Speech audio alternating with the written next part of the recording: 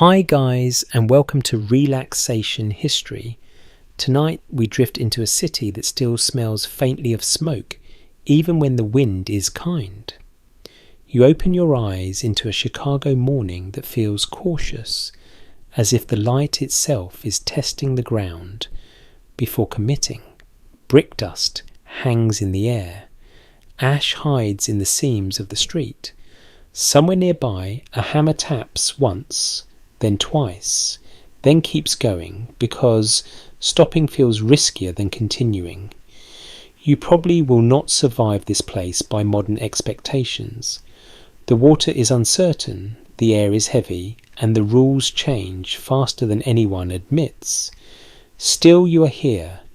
You are breathing. You are remarkably ordinary inside a city trying very hard to become extraordinary again. So before you get comfortable, take a moment to like the video and subscribe, but only if you genuinely enjoy what I do here. And if you feel like it, tell me where you are listening from and what time it is for you. Now dim the lights and let the city ease you forward. You wake not to silence, but to a restrained hum. Chicago, after the Great Fire, does not roar anymore. It murmurs. Wheels roll over temporary planks laid across rutted streets. Boots scrape grit that never fully leaves your cuffs. The air holds a chalky dryness that settles at the back of your throat. You taste yesterday before breakfast. You stretch and feel stiffness, not just in your body, but in the day itself, as if even morning needs a moment to remember how to function. You step outside and the first thing you notice is how open everything feels. Blocks that once pressed close are now hollowed out. Sunlight reaches places it never used to reach. A mainstream historical fact settles into your thoughts as naturally as the dust on your coat. In October of 1871, the Great Chicago Fire destroyed roughly 3 square miles of the city and left about 1/3 of the population without homes. That scale is hard to hold in your head, so you do not try. You hold smaller things instead. A scorched lamppost leaning slightly, a foundation line etched into the dirt like a ghost of a room. The way people look down more often than up. You walk carefully because the ground still lies.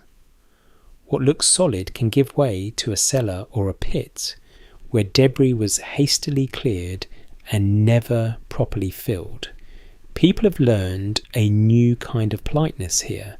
Warnings are offered quietly, a nod toward danger, a brief hand gesture.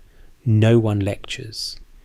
Everyone understands that embarrassment is a luxury not currently in stock. The city smells different now. Smoke still lingers, but it is layered with lime from mortar-wet wood, from fresh lumber, and the unmistakable sweetness of horse manure that never stopped being part of Chicago life. If you listen closely, you hear the sound of water everywhere, not rivers or rain, but barrels sloshing, pumps creaking, buckets being filled and emptied. One quirky tidbit slips in as you pass a cluster of men arguing near a well after the fire. Some Chicagoans blamed everything from divine punishment to spontaneous combustion caused by poor quality building materials, and at least one pamphlet seriously suggested that bad habits had made the city flammable. You smile faintly. Blame always looks for the shortest path. You move past people who look awake without having slept. Faces are smudged with soot that no amount of washing quite removes. Clothing is mismatched, borrowed, repaired in ways that prioritize coverage over appearance. You sense a quiet agreement that fashion can wait. Survival is the current trend. Still, people stand straighter than you expect. There is pride here, thin but present, like a thread you can feel when you pull gently. As you walk, you become aware of how sound travels differently now. With so many walls gone, conversations float farther. You hear laughter from a distance, and it surprises you. It is not loud or carefree, but it exists, and that feels like a small rebellion. A child runs past you carrying a piece of charred wood, as if it were treasure. No one stops them. Play finds space even in ruins. You pass a notice nailed to a temporary board. Rules about building, rules about fireproof materials, rules about permits. The ink is fresh, the authority implied rather than proven. Historians still argue whether the rapid tightening of building codes after the fire truly made Chicago safer in the short term, or whether it simply shifted risk onto poorer residents who could not afford brick and stone. You feel that argument under your feet. You see who builds with what they can find. You see who waits. Morning continues. Work begins without ceremony. Someone hands you a tool without asking your name. You take it because refusing would require an explanation you do not have energy for. The wood is rough. Splinters announce themselves immediately. You work alongside strangers whose breathing you begin to recognize. Labour creates a rhythm that replaces conversation. It is not efficient, but it is steady. Your body warms as the day unfolds. Sweat cuts clean lines through soot on your skin. You stop noticing the smell as much. Adaptation arrives quietly, which is both comforting and unsettling. You wonder what else you could get used to if necessary. The thought passes without alarm. By late morning, the sun is higher and harsher. Shade is rare. You rest when you can, sitting on a pile of bricks that were once something important. You drink from a shared container and do not ask where the water came from. Trust here is practical, not sentimental. You watch a woman nearby distribute bread with calm efficiency. She keeps track without writing anything down. Her memory is sharper than any ledger. The city does not pause for grief in obvious ways. There are no collective moments of silence. Instead, mourning is threaded into routine. A pause before stepping over a familiar foundation. A longer look at a street corner where something meaningful used to stand. You feel loss in the way people hesitate, not in the way they cry. As afternoon approaches, the light changes again. Dust glows briefly before settling. You realise you have learned the map of danger faster than the map of safety. That feels accurate. Chicago after the fire teaches caution first, and comfort later. You are tired, but not finished. No one is finished yet. When evening finally begins to gather itself, it does so without drama. Lanterns flicker on, fires are watched closely now, attended like children who have already misbehaved once. You feel the day release you slowly, not completely, just enough. You lie down later with the sense that the city is breathing beside you. Not asleep, not fully awake. You breathe with it, matching its uneven rhythm, and let the weight of the day press you gently into rest. You wake again with that same careful feeling, as if the city is checking whether you are still willing to participate. Your body answers before your thoughts do. Muscles protest softly, then comply. Outside the streets have shifted overnight. That happens often now. Planks get moved. Barriers appear where none existed yesterday. A path that felt safe before breakfast now ends abruptly in a drop you did not remember. You step back, adjust, and continue. Navigation here is less about maps and more about attention. As you walk, you start to recognize patterns in how people move through the ruins. No one rushes unless they have to. Speed invites mistakes. Instead, there is a shared choreography of pauses, glances, and short detours. You notice how often people look down, scanning for nails, glass, or soft ground. Heads lift only briefly to orient, then tilt back toward the street. The city trains your posture without asking permission. A mainstream historical detail surfaces as you pass a crew clearing debris with practiced efficiency. After the fire, Chicago removed an estimated tens of millions of cartloads of rubble, much of it dumped into Lake Michigan to extend the shoreline. You imagine the lake swallowing bricks and memories alike, the city quietly rearranging its own geography. It feels like an intimate kind of forgetting not denial, just necessity. You follow a route that skirts what used to be a dense commercial area. Now it is open enough that wind moves freely, carrying voices farther than expected. You overhear fragments of conversation that feel strangely personal, plans whispered aloud, complaints offered without shame. People speak as if privacy has been temporarily suspended, and maybe it has. When walls burn, secrets get drafty. You stop to let a wagon pass. The driver tips his hat without meeting your eyes. Courtesy remains, but it is economical. Everyone is conserving something: energy, hope, words. You resume walking and realise that you are learning the city not as a collection of landmarks, but as a series of avoided places. The corner where boards always creak, the stretch where ash puffs up no matter how carefully you step, the alley that smells wrong even in the morning. There is an unspoken etiquette here. If someone stumbles, you help without comment. If someone looks lost, you point without asking why. No one wants to explain themselves more than necessary. Identity has become fluid. You are what you are doing at the moment: clearing, carrying, waiting. A quirky detail catches your attention when you pass a handwritten sign advertising rooms. It specifies no questions asked and no cooking fires allowed. You learn quickly that many landlords now ban open flames entirely, even for stoves, forcing tenants to eat cold food or rely on communal kitchens. Some residents joke that they have finally been cured of hot meals. Humour like that does important work here. It keeps despair from settling too comfortably. You take a longer route to avoid a collapsed section of sidewalk. The detour leads you past a cluster of people standing quietly around a charred tree. Someone has tied a ribbon to one of its branches.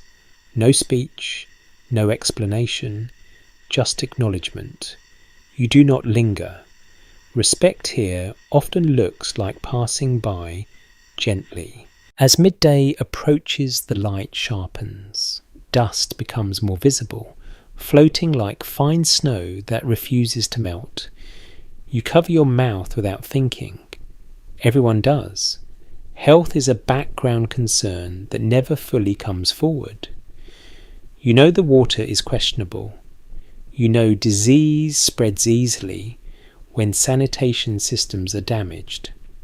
Still life continues because it must. Historians still argue whether Chicago's rapid rebuilding after the fire worsened public health risks in the short term by prioritizing speed over cleanliness. You feel that tension in your own habits, washing when you can, trusting when you have to. You stop at a makeshift stand selling bread. The loaves are uneven and dense but warm. You eat slowly, savouring the simple pleasure of heat in your hands. Around you people eat standing up, sitting on crates, leaning against temporary walls. Meals are brief but meaningful. Food anchors the day, even when everything else feels temporary. You notice how children move differently through the city. They dart where adults hesitate. They balance on beams, test boundaries, and treat danger like a puzzle rather than a threat. An older woman scolds one gently, not for climbing, but for not looking first. The lesson is not obedience, it is awareness. The afternoon stretches. Work continues in fits and starts. You help where you can then move on. No one keeps track. Contribution here is cumulative, not recorded. As the sun lowers, shadows lengthen across spaces that used to be crowded. The emptiness feels less shocking now, familiar even. Adaptation has already done its quiet work. You realise that you are no longer searching for what the city was. You are learning how it is. That shift happens without ceremony, like the moment you stop flinching at every loud sound. You still remember the fire, even if you did not witness it yourself. Everyone carries some version of it now. Shared catastrophe has become a kind of language. As evening approaches, you choose your path more confidently. You know where the ground holds. You know which corners to take. What? The city feels less like a wound and more like a scar, tender but stable. You walk back towards a shelter with a sense of cautious competence, aware that tomorrow the routes may change again. When you finally rest, your body remembers every step. The fatigue is deep but clean. You lie still and listen to the city settling around you, learning as you are how to exist in this new shape. You wake pressed closer to other lives than you remember choosing. Breath moves near your shoulder. A floorboard creaks somewhere beneath you, not from footsteps, but from someone shifting in sleep. This is how mornings begin now, inside borrowed walls and temporary rooms that were never meant to hold so many stories at once. Privacy has become porous. You learn to think quietly. The space you occupy used to serve a different purpose. Maybe it was a shop, maybe a parlour. Now it is divided by hanging cloth, mismatched furniture, and the careful arrangement of bodies. You sit up slowly, aware of every sound your movement makes. Courtesy extends even into waking. No one wants to be the reason someone else starts the day irritated. A mainstream historical reality settles in as you dress. After the fire, tens of thousands of Chicagoans lived in temporary housing, from relief shanties and tents to overcrowded boarding houses and shared apartments. Some structures went up in days, built from salvaged lumber and optimism. Others were never meant to last, but did anyway because necessity is persuasive. You feel that compromise in the way the walls lean just slightly inward, as if listening. You step outside and feel the change in temperature immediately. These makeshift homes hold heat poorly and cold just fine. You learn to dress in layers that can be added or removed without ceremony. Fashion here is modular. Everything you wear has a purpose, and that purpose can change midday. Inside the shared kitchen area, someone is already awake, stirring something thin but hot. The smell is comforting even before you know what it is. You exchange nods, not names. Names take time, and time feels expensive. You take a bowl when it is offered and eat without comment.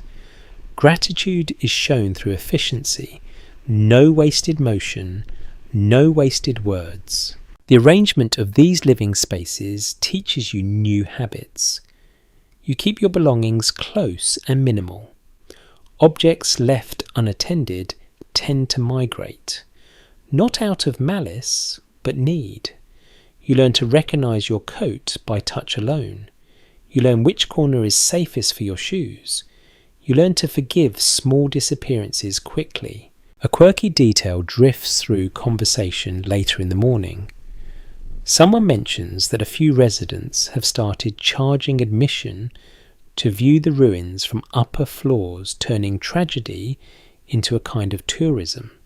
People shake their heads, amused and slightly offended. Chicago has always known how to monetize spectacle. Even now, curiosity competes with grief. As you move through the boarding house, you notice how roles emerge without formal agreement. One person always seems to know where things are. Another keeps track of who has eaten. Someone else settles disputes before they harden. Leadership here is quiet and situational. Authority belongs to whoever is paying attention. You step back into the street and feel relief in the open air. Shared spaces have taught you restraint, but they also create a low hum of tension that never quite fades. Outside at least, you can breathe fully. You head toward work or opportunity or simply movement, because staying still too long inside those walls can make thoughts turn inward in unhelpful ways. As the day unfolds, you return briefly to your temporary home to collect something you forgot. The door sticks. Someone has propped it open with a brick. Security is a suggestion here, not a guarantee. You accept that vulnerability is part of the arrangement. Historians still argue whether the widespread use of temporary housing after the fire strengthened communal bonds or deepened social stress by forcing incompatible lives into constant proximity. You feel both outcomes daily. Inside, a quiet argument is unfolding. Not loud, not dramatic, just two people negotiating space, a bed edge, a window. The conversation ends without resolution because resolution requires options. They both sigh and adjust. This is how conflict works now. It compresses rather than explodes. By afternoon, the building warms slightly. Sunlight filters through patched openings, catching dust in the air. You realise you have begun to think of this place as yours, even knowing it will not last. Attachment forms quickly when comfort is scarce. You hang your coat in the same spot every time. You claim a chair by habit rather than ownership. Later you sit with others and listen to stories that begin with before the fire, before the move, before this room held strangers. The past feels closer inside these shared spaces. Walls remember things even when they are new. You add your own small details when asked. Nothing dramatic, just enough to be included. As evening approaches, the building fills again. People return carrying fatigue tools, food news. The room hums with overlapping lives. Someone laughs. Someone coughs. Someone hums a tune you almost recognise. You eat together standing or sitting where space allows. Meals are brief but communal. Hunger creates cooperation. You prepare for sleep earlier than you would like. Light is limited and darkness here feels thicker. You lay down carefully, mindful of limbs and blankets. The room settles slowly like a body finding a comfortable position after a long day. As you close your eyes, you realise that these borrowed walls have done more than shelter you. They have reshaped how you understand closeness. You drift toward rest, with the sound of breathing around you uneven but human, and let that shared rhythm carry you into sleep. You step back into the streets and immediately notice how your nose does most of the navigating before your eyes catch up. Chicago announces itself now through scent. Wet timber gives off a green sharpness as newly cut boards soak up morning moisture. Lime from fresh mortar stings faintly, a dry chemical note that settles in your sinuses. Beneath it all lingers smoke, no longer aggressive but persistent, like a memory that refuses to be dismissed just because time has passed. You move past a row of men mixing mortar by hand, the rhythm of their work steady and almost meditative. Buckets scrape, shovels hiss. Each motion releases another breath of dust. City records from the period note that rebuilding consumed vast quantities of brick, lumber and stone. In just a few years, turning Chicago into one of the largest construction sites in North America. You feel that scale in your lungs more than in your thoughts. Breathing here is participation. As you walk, the smells shift block by block. Near the river, dampness carries the odour of rot and refuse that no fire ever fully erased. Horse sweat joins in warm and sour, especially where animals stand waiting with wagons. Manure dries quickly in the sun, releasing a sweetness that sounds pleasant until you realise it never quite leaves. You wrinkle your nose, then stop noticing. Adaptation works faster than preference. A small crowd gathers near a pile of salvaged iron. Someone is selling nails sorted by size and straightness. Bent ones cost less. No one laughs. Thrift has become a shared virtue. One lesser-known detail whispered among builders is that some salvaged materials from the ruins were reused without cleaning ash, and all under the belief that fire had somehow purified them. Whether that helped or harmed anything remains unclear, but it certainly saved time. You pause to drink water and taste the city again. The metallic tang is unmistakable. Pipes were damaged, wells were hastily dug. Barrels sit in the sun longer than they should. You swallow anyway. Everyone does. Discussions among medical professionals of the era reveal ongoing disagreement about whether post-fire Chicago experienced higher rates of illness, due more to contaminated water or to overcrowded living conditions. From where you stand, it feels like choosing which shoe pinches worse. The afternoon heat rises and the smells intensify. Freshly tarred roofs release a sticky, almost sweet scent that clings to the air. It coats your tongue if you talk too long.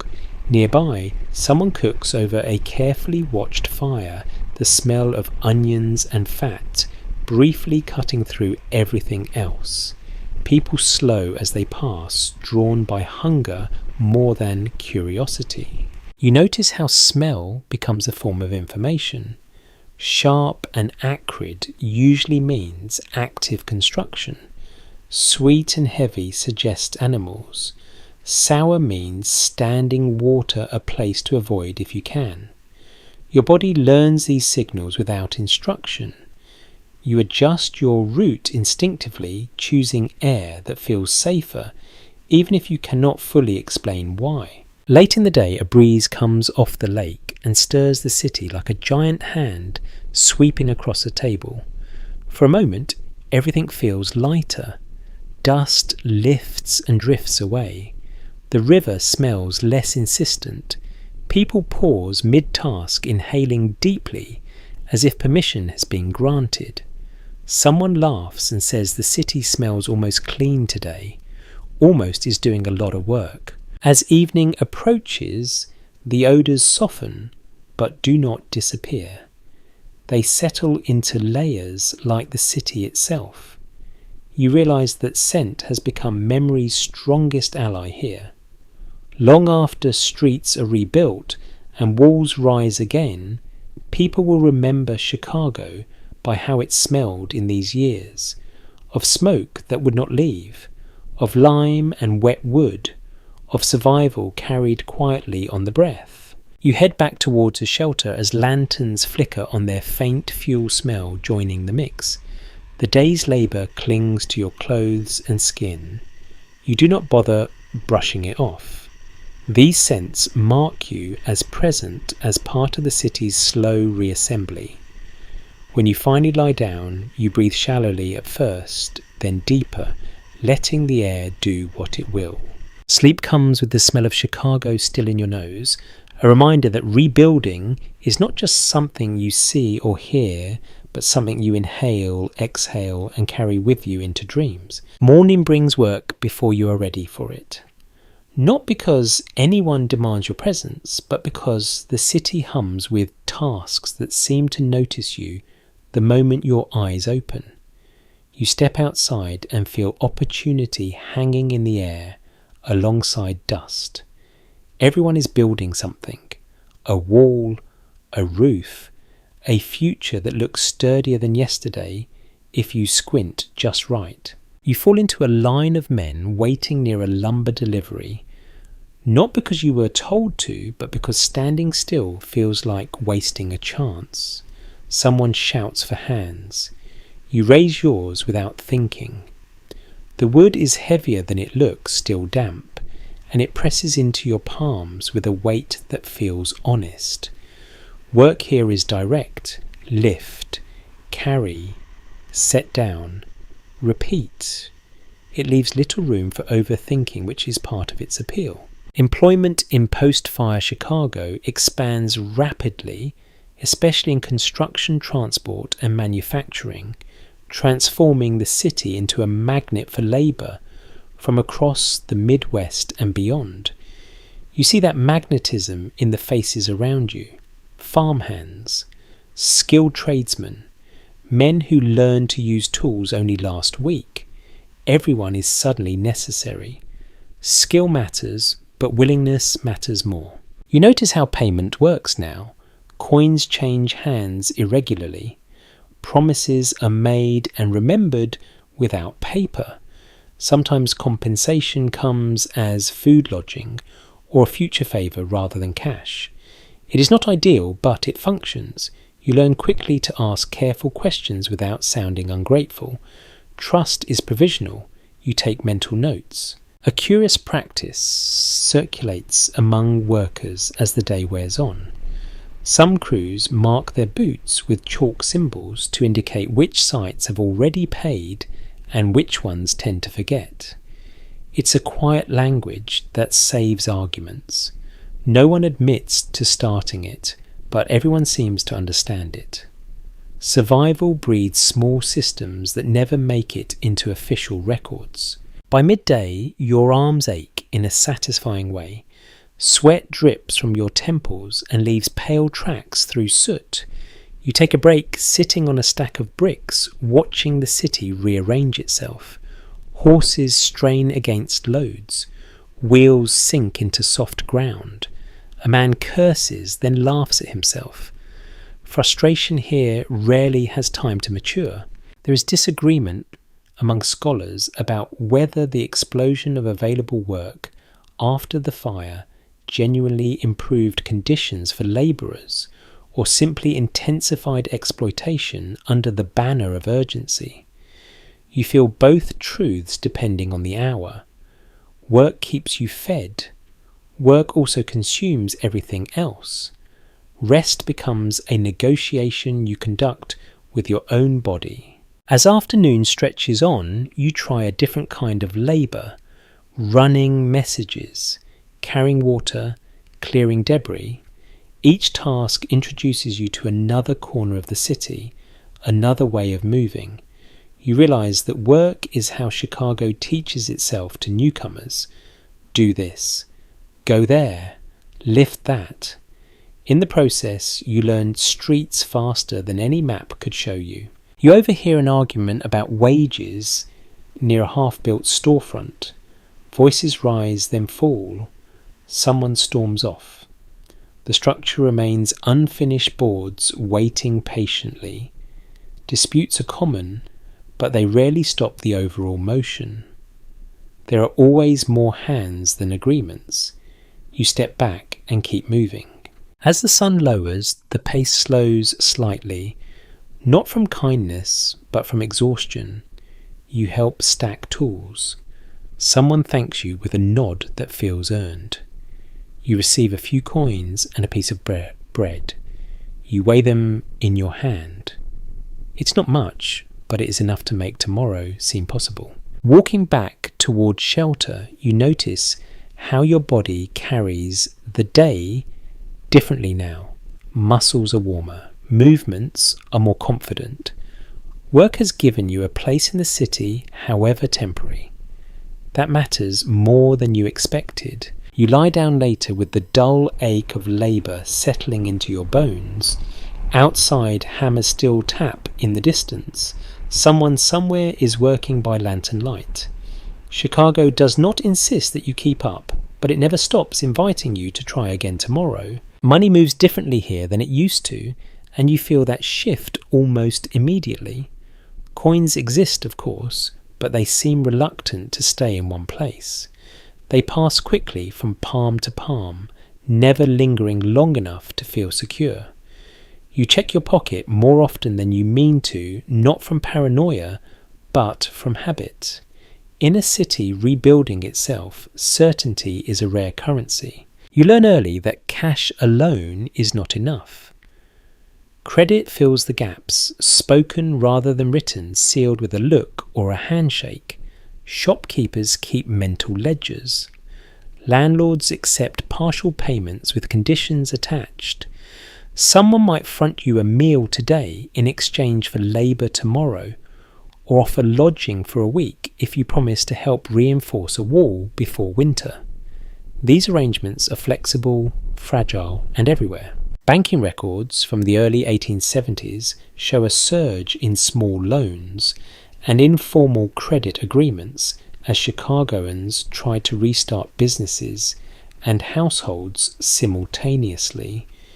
You see the effect of that rush in the way people negotiate carefully, but quickly aware that hesitation can close doors. You listen closely when terms are discussed. Memory becomes as important as money itself. There is tension beneath these exchanges. Not everyone honours their word. Not everyone can. When a promised payment does not arrive, the disappointment feels personal even when it is structural. You witness a quiet confrontation outside a shop where someone waits too long.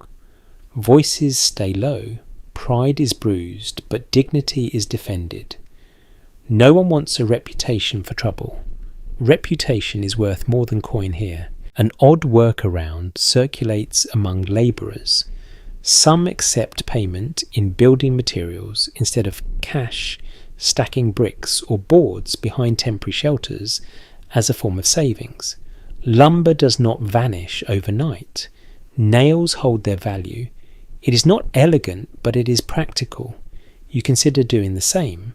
Wealth here is measured by usefulness. As the day goes on, you notice how women manage much of this invisible economy.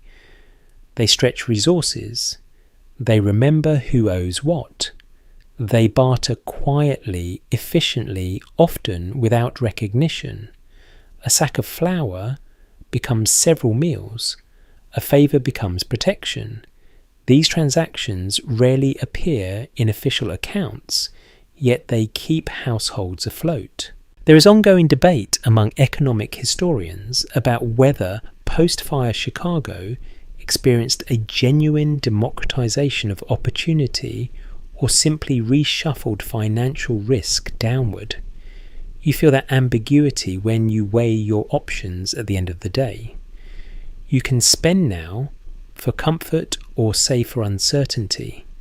Neither choice feels fully safe. You stop at a small shop lit by a single lamp.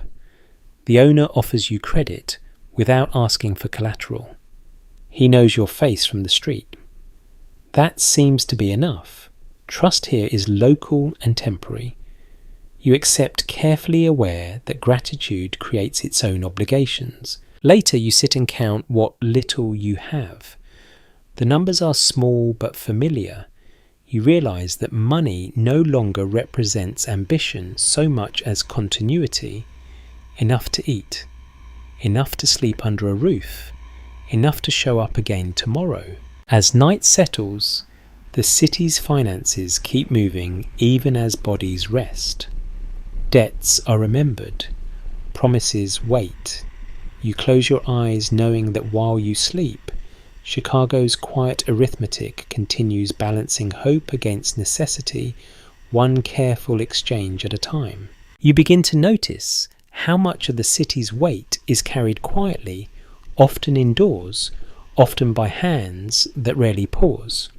The morning finds you watching women move through tasks that overlap and repeat, not because they enjoy repetition, but because consistency is the only thing holding households together. Laundry is scrubbed in cold water that numbs the fingers. Food is stretched with careful additions of bread broth and whatever else can be spared. Children are guided, redirected, sent out, called back in. None of this announces itself as important work, yet without it, the city would simply stop. In many families, women have taken on additional paid labour since the fire, sewing, washing, cooking and taking in boarders to make up for lost income. Census data from the early 1870s shows a noticeable rise in women listed with occupations, though the numbers still fail to capture how much unpaid labour filled the gaps.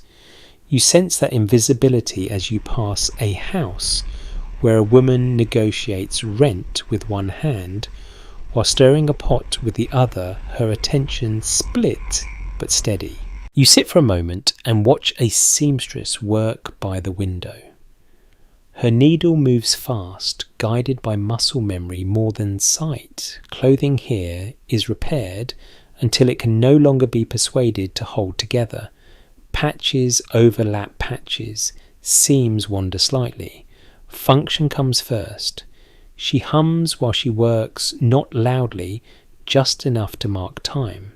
You realise that this quiet endurance shapes the city as much as brick and iron. There is a rhythm to domestic spaces that differs from the tempo of the streets. Inside tasks flow into one another without clear beginnings or ends. Meals blur into clean-up. Clean-up blurs into preparation for the next meal. Rest arrives in short intervals rather than full stops. You notice how women measure the day not by clocks but by needs. Hunger, fatigue, noise, silence. A small, almost humorous detail circulates among households. Some women keep lists of favours owed tucked into cookbooks or sewn into apron pockets, treating social obligations with the same seriousness as recipes.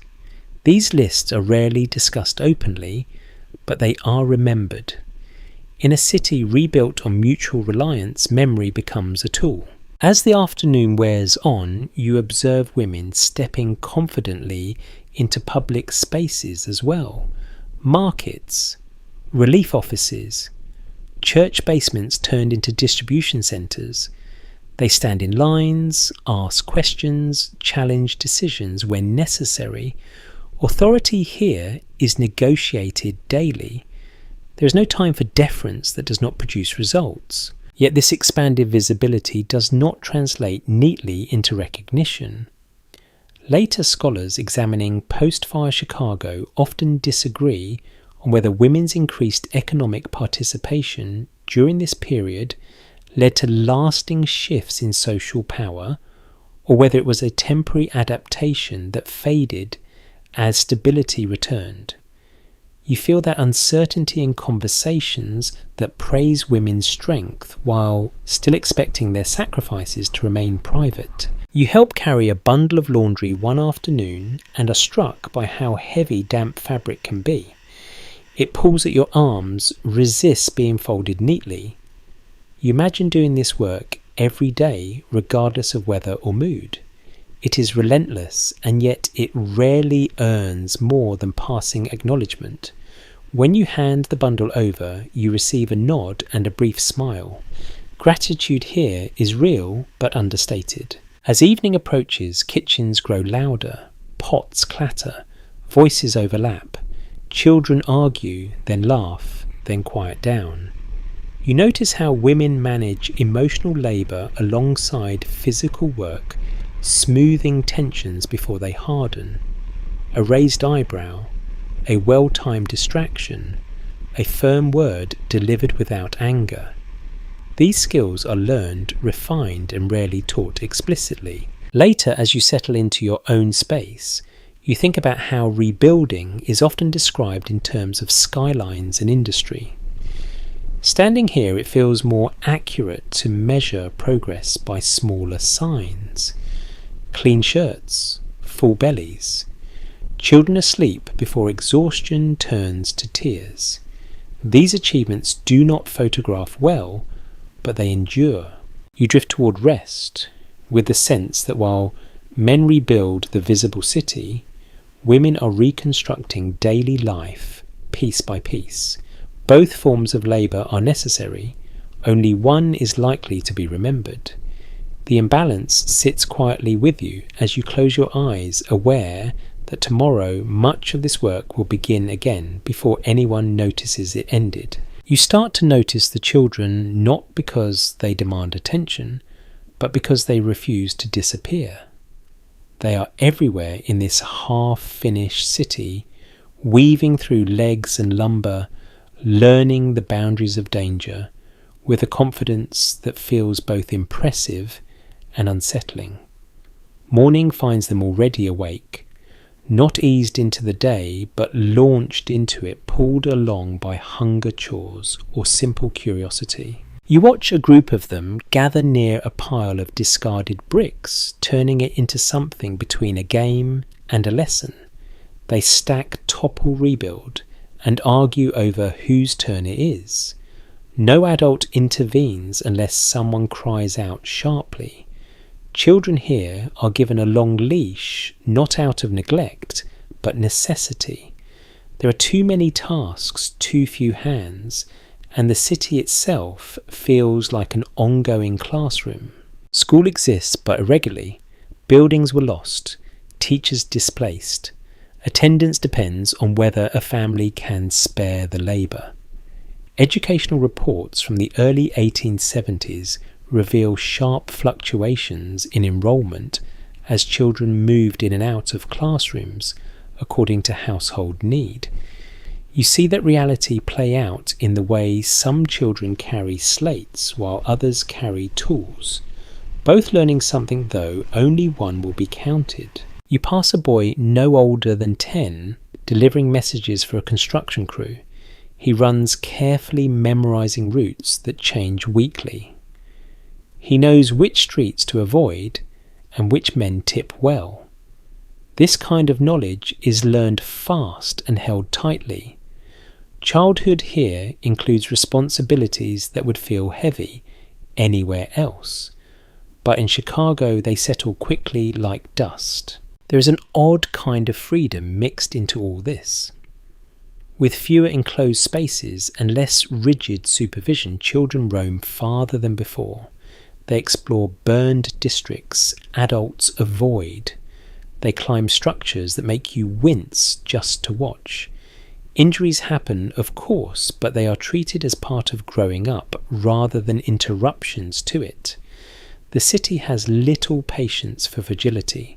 A small but telling habit appears among younger children. Many carry bits of charred wood in their pockets, rubbing the smooth edges while they talk or think. No one is quite sure why this started. Some say it is comfort, others say it is a reminder. Either way, it becomes common enough that adults stop questioning it. Objects here carry meaning without explanation. As the day warms, you see children at work alongside adults, carrying water, sorting nails, watching siblings while parents labour. Their movements are efficient, practised. There is pride in being useful. You overhear a girl correcting an older man on how to stack boards properly. He listens. Competence earns respect quickly in this city regardless of age. Later interpretations of childhood in post-fire Chicago remain divided. Some researchers argue that these years fostered resilience and adaptability in young people, while others point to long-term costs in education and health that followed them into adulthood.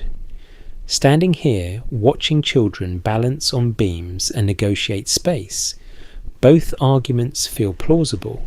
Strength and strain often arrive together. In the afternoon, you sit near a makeshift classroom set up in a church basement that survived the fire.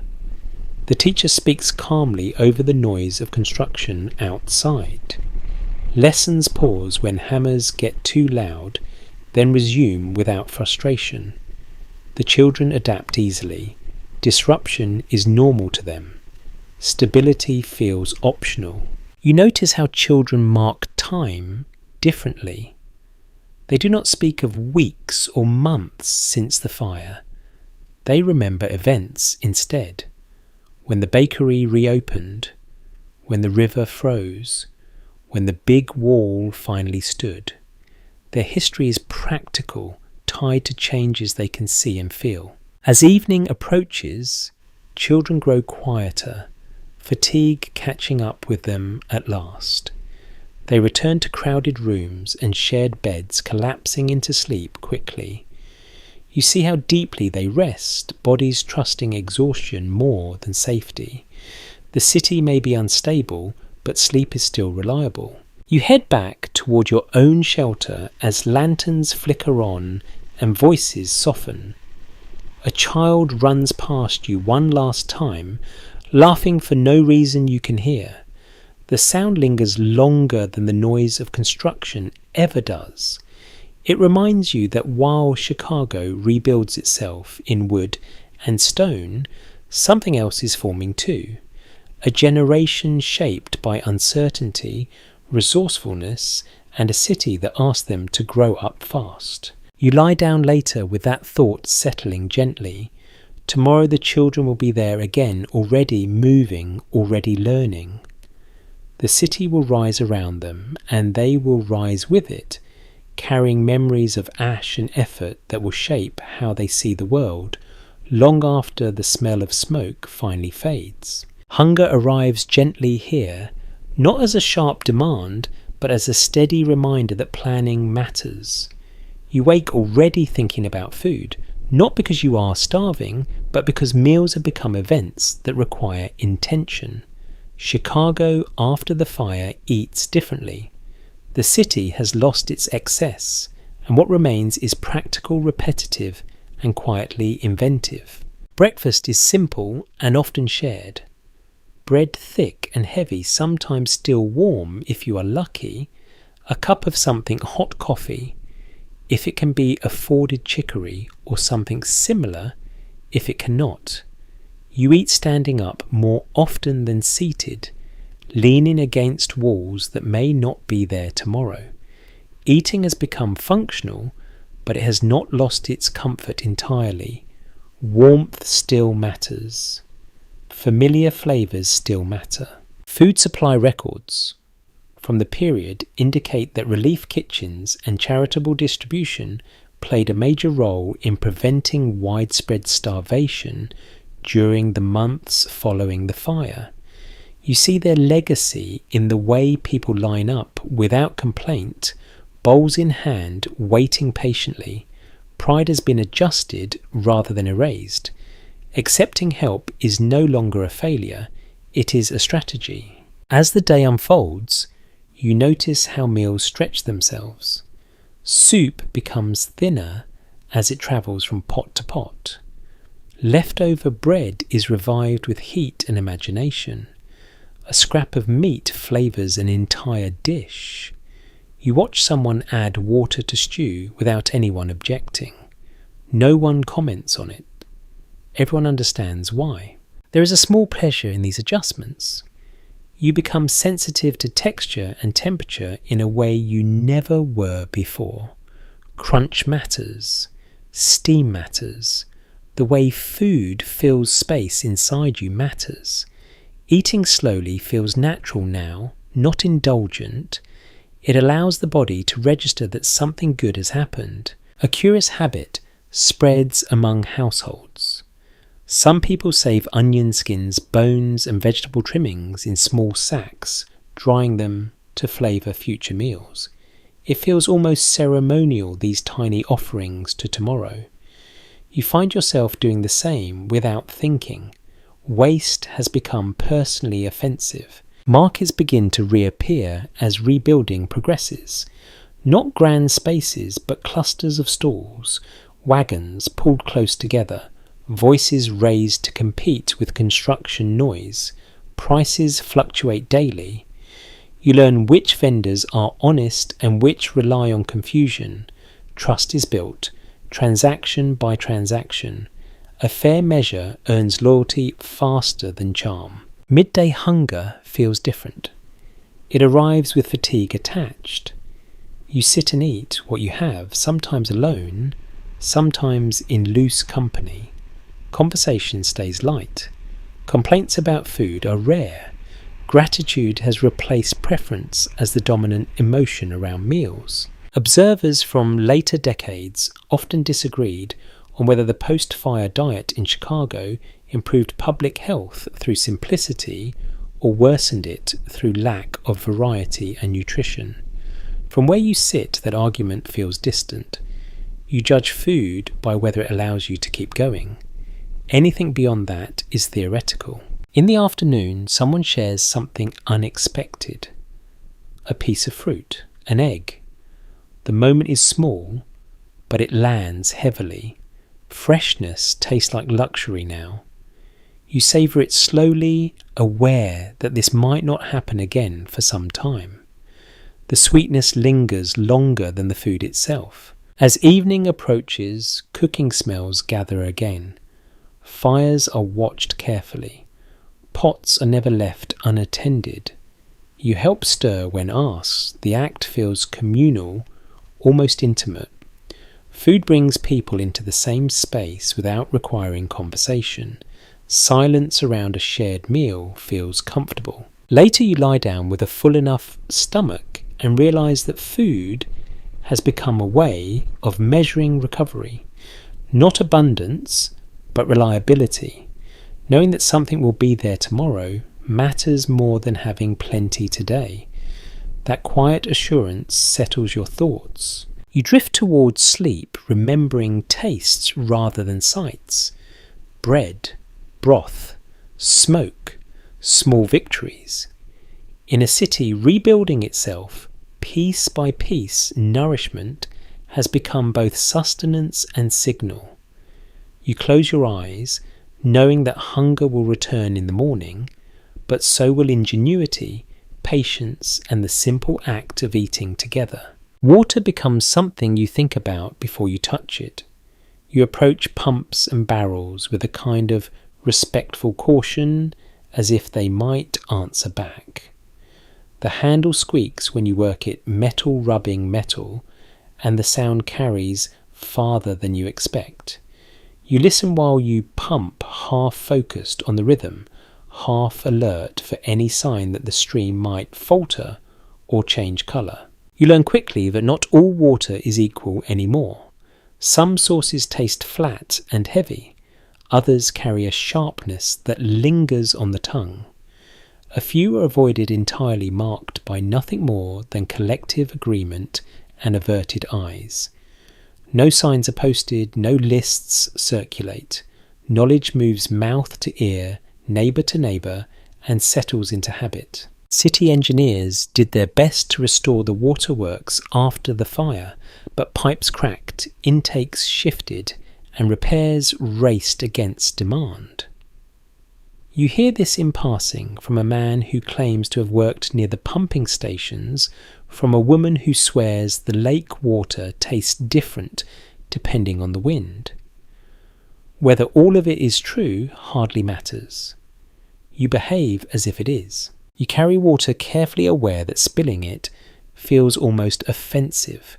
Buckets bump against your legs as you walk, and you adjust your pace to keep the surface steady. Every drop seems earned. Back at your shelter, water is portioned out with quiet efficiency. Washing happens in stages. Drinking takes priority. Anything left might be saved for cooking later. Cleanliness becomes a negotiation. You wash hands when you can. You rinse faces with restraint. Full bathing happens less often and feels like a luxury. Still you notice people trying. A man scrubs his nails with a sliver of soap until his fingers redden. A woman wipes a child's face repeatedly as if order might return through repetition. Illness is a constant background concern, rarely spoken of directly. You hear coughs and do not ask questions. You see someone absent for a few days and hope they return. When they do, thinner and quieter relief passes without comment. Fear here prefers to stay unnamed. Naming it feels like inviting it closer. There is an odd practice you observe near one of the pumps. Someone adds a small splash of vinegar to their drinking water, grimacing as they swallow. Others copy the habit, unsure if it helps, but unwilling to ignore it. Remedies circulate quickly in uncertain times.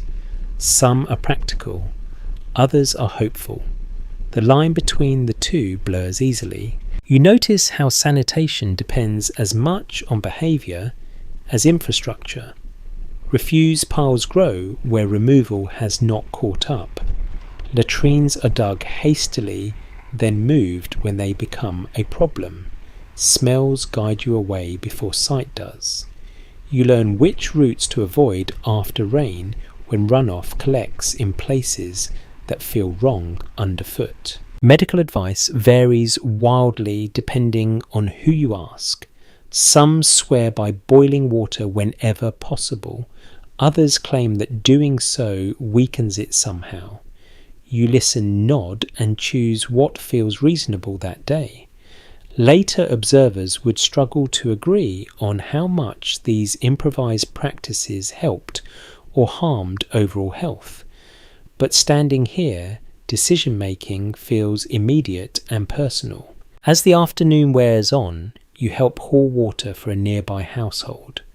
The work is slow and repetitive, but it creates a quiet sense of usefulness. Children line up with cups, waiting their turn. No one pushes. Thirst has taught patience. When a barrel finally empties, everyone pauses, then reorganises around the next task. Evening brings a slight easing of worry. Lantern light softens the edges of concern. Water for the night is set aside. Lids are placed carefully. You sit and drink slowly, appreciating the simple fact that it is there.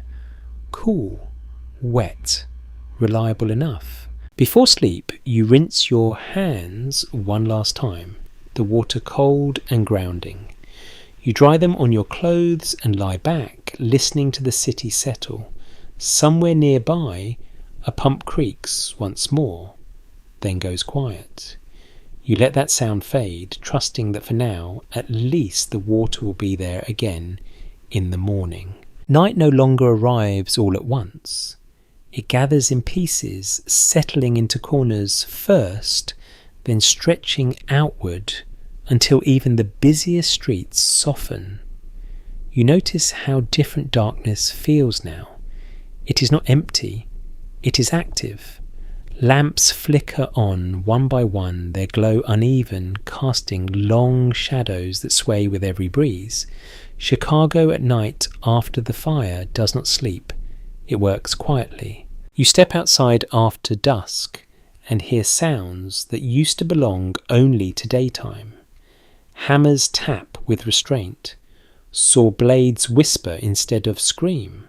Someone drags lumber across packed earth, the sound low and steady, like a breath drawn carefully. The city has learned to keep going without announcing itself too loudly.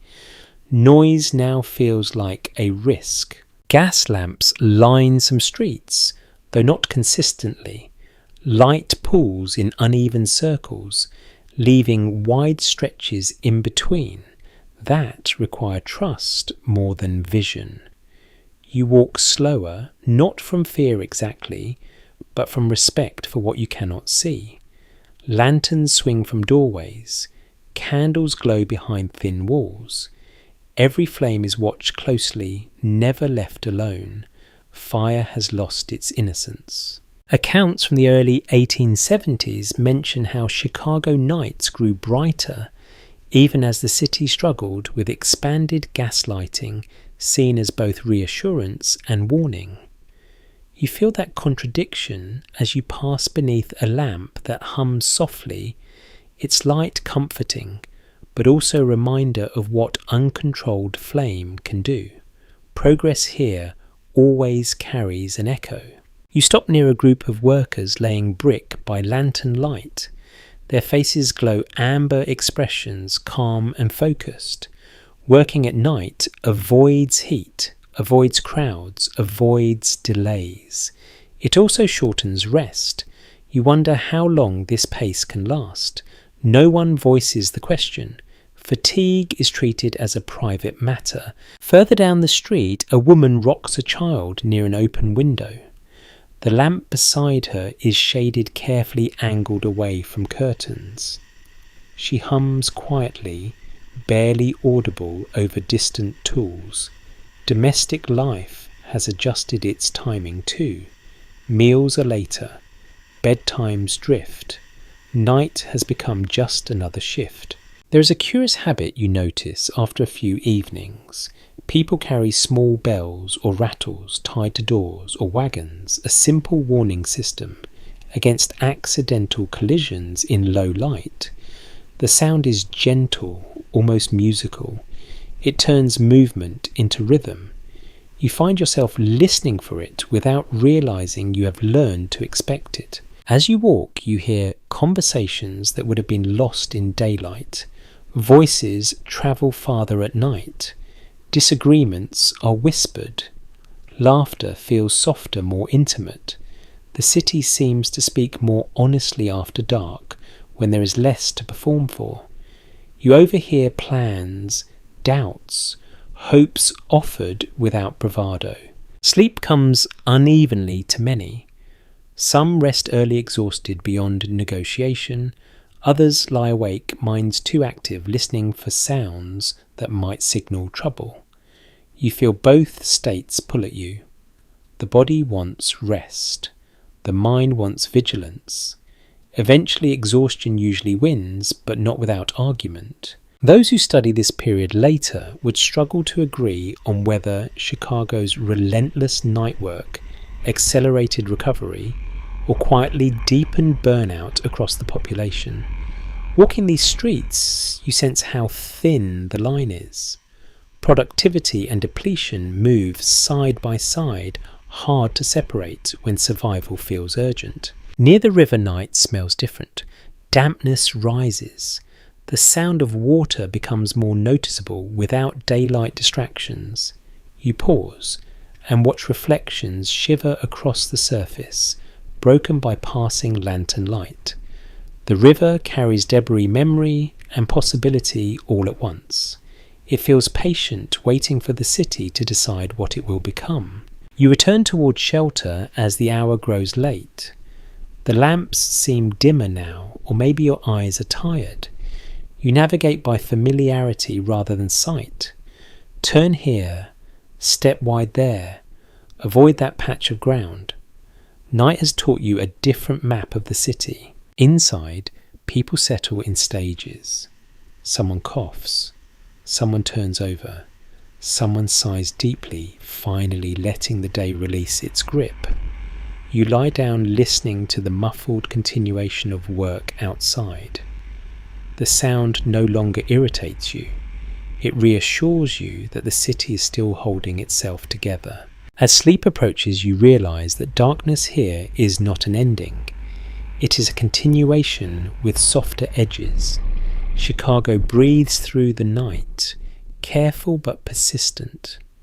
You match that rhythm, slow and steady, and let your thoughts dim alongside the lamps, trusting that morning will come without needing to be invited. Morning does not erase the sounds of work. It simply changes their pitch. You wake to a city already mid-sentence, the clatter and knock and scrape forming a language you are beginning to understand. Chicago speaks through effort now. Even when you are still, it reminds you that momentum is the default setting. You step outside and let the noise wash over you. Hammers strike in uneven rhythms, some quick and confident, others tentative, as if still learning what resistance feels like. Whistles cut through the air, short signals pass between crews who can no longer rely on sight alone. Wheels creak under loads that test their limits. The city is tuning itself, one impact at a time. You walk slowly, listening. Sound has become information. A sharp crack means a board has split and someone will need to adjust. A dull thud suggests stone meeting stone, a more reassuring noise. Raised voices often mean confusion rather than conflict. You can tell when something goes wrong by the sudden absence of sound, that brief hush where everyone looks up at once. Records kept by city officials and newspapers from this period note constant complaints about noise, even as rebuilding was celebrated. It seems contradictory, but standing here it makes sense. Sound means progress. Sound also means intrusion. Rest has to negotiate with ambition, and ambition rarely waits its turn. You pause near a site where iron beams are being hoisted into place. The metal rings when it meets metal, a clean, resonant tone that lingers in the air. It feels modern, somehow different from the softer sounds of wood and brick. You notice how people stop for just a moment when that sound occurs, as if recognizing something important is happening, even if they cannot name it. Conversation has adapted too. People speak louder without meaning to. Short sentences carry better. Instructions are repeated not because anyone doubts understanding, but because noise steals certainty. You find yourself nodding more, using gestures more often. Language stretches to meet the environment. There is an odd musicality to all of it. Not harmony exactly, but structure. Certain sounds appear at predictable times. Deliveries arrive with the rumble of wagons. Midday brings a surge of activity and volume. Late afternoon introduces fatigue into the mix, slowing tempo and softening edges. You start to anticipate these shifts without looking at the sun. Someone near you mentions that before the fire, Chicago had already been criticized for being loud, chaotic, unruly. Now those traits have intensified, but so has tolerance for them. Noise is framed as proof of survival. Complaints still exist, but they feel half-hearted, quickly swallowed by the recognition that silence would be worse. A small habit catches your attention. Some workers hum while they labour, not loudly, but enough to keep time. Others tap their tools in repeating patterns during brief pauses, creating personal rhythms within the larger din.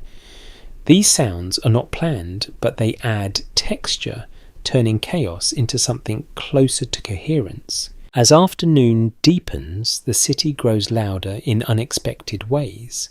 Arguments flare briefly, then fade. Someone drops a stack of boards, the crash echoing down the street and pulling glances from every direction. A moment later, work resumes. Sound is absorbed quickly here. There is no space to linger on disruption. Later historians would have difficulty agreeing on whether this constant auditory intensity fostered unity through shared effort or eroded nerves over time, contributing to stress that went unacknowledged. You feel both interpretations in your own body. There are moments when the noise energizes you, pulls you forward. Other times it presses in, leaving you craving stillness. You seek quieter routes when you can. Side streets, early evening hours before the next shift begins. Even then, sound leaks through. Someone always seems to be working late, driven by deadline or desperation or habit. The city does not enforce rest. It suggests it weakly and hopes you will listen. As evening approaches, the quality of sound changes again. Metal cools and contracts, making faint ticking noises you notice only when you stop moving. Voices lower. Tools are set down with more care. The overall volume decreases, but it never disappears. Chicago has learned to hum instead of shout. You return toward the shelter as lamps come on, and the city eases into its nighttime voice. Inside walls thinly mute the outside world. Sounds arrive softened like memories rather than events. You lie down and listen, not trying to block anything out.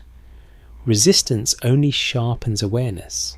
Gradually, the noise blends into something continuous and almost comforting. The mind stops sorting it into meanings. It becomes a backdrop, steady and reliable. You realise that this soundscape is part of how Chicago holds itself together, reminding everyone that they are not alone in the effort. As sleep approaches, the city's rhythms slow just enough to let you rest. Somewhere a final hammer strike lands, then another, then stops. You breathe out and let the silence that follows settle briefly, knowing it will not last long and somehow finding that reassuring.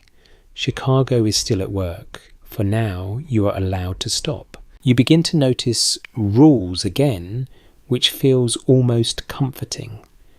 After weeks of improvisation, signs appear, notices nailed to posts, instructions spoken with a little more confidence than before. Chicago is trying to remember how authority works. It is not fully convinced, but it is practicing. You pass a newly posted ordinance about building materials. Brick preferred, wood restricted, chimneys regulated carefully now with exact measurements discussed in tones that suggest hard lessons learned. You read it twice, not because you plan to build anything yourself, but because it feels important to understand the shape of permission in this city. Fire has turned regulation into a form of reassurance. Still, rules here bend easily. You see a structure going up that clearly ignores half the posted requirements. No one stops it. An inspector passes by glances, then keeps walking. Enforcement depends on timing relationships and whether anyone feels like arguing that day. Law exists, but it negotiates constantly with urgency. You hear people complain quietly about corruption, about permits issued faster for some than others, about fines that disappear when the right hand is shaken. Chicago had a reputation for this, even before the fire, and disaster has not erased it. If anything, scarcity has sharpened it. Opportunity attracts both builders and opportunists. You watch a small crowd gather near a city office where licenses are being issued. The line is orderly, at first, then compresses as impatience grows. People clutch papers that represent hope more than legality. A clerk behind the desk looks exhausted, stamping documents with mechanical precision. You wonder how much power that stamp actually holds. Inside a saloon later, you overhear a debate that goes nowhere. One man insists the new rules will finally make the city safer. Another laughs and says nothing truly changes, only the paperwork. No one wins the argument. They drink instead. Some questions feel too large for certainty. A curious workaround circulates among builders. Some register projects under slightly altered names or locations to bypass restrictions, relying on the chaos of reconstruction to blur details. Addresses shift, streets are renamed, memory becomes unreliable. You realise that the city's rapid transformation creates loopholes simply by moving faster than record-keeping can follow. As the afternoon wears on, you see how rules shape behaviour even when they are ignored. People talk about compliance. They gesture towards signs. They justify decisions using language borrowed from authority, even if they do not fully obey it. Law becomes a vocabulary rather than a boundary. You pass a group discussing fire insurance, another system struggling to adapt. Rates have risen sharply. Coverage comes with conditions no one fully understands. Some people swear by it. Others call it a gamble dressed up as security. You listen without joining in. Risk here feels too personal to debate casually. Later, you help move materials away from a street scheduled for inspection the next morning. The urgency feels rehearsed. Everyone knows the routine. Hide this. Shift that. Make it look compliant long enough to pass. There is no sense of rebellion in it, just pragmatism. Survival rarely has time for purity. As evening approaches, the tone around rules softens. Lamps are lit in ways that technically violate new spacing guidelines. Fires burn slightly larger than permitted. No one interferes. Safety here competes with comfort, and comfort often wins once the day is done. You lie down that night thinking about how order returns unevenly, not as a clean reset, but as a patchwork. Some laws stick, others fade. The city feels like it is negotiating with itself, trying to decide which lessons to keep and which to forget.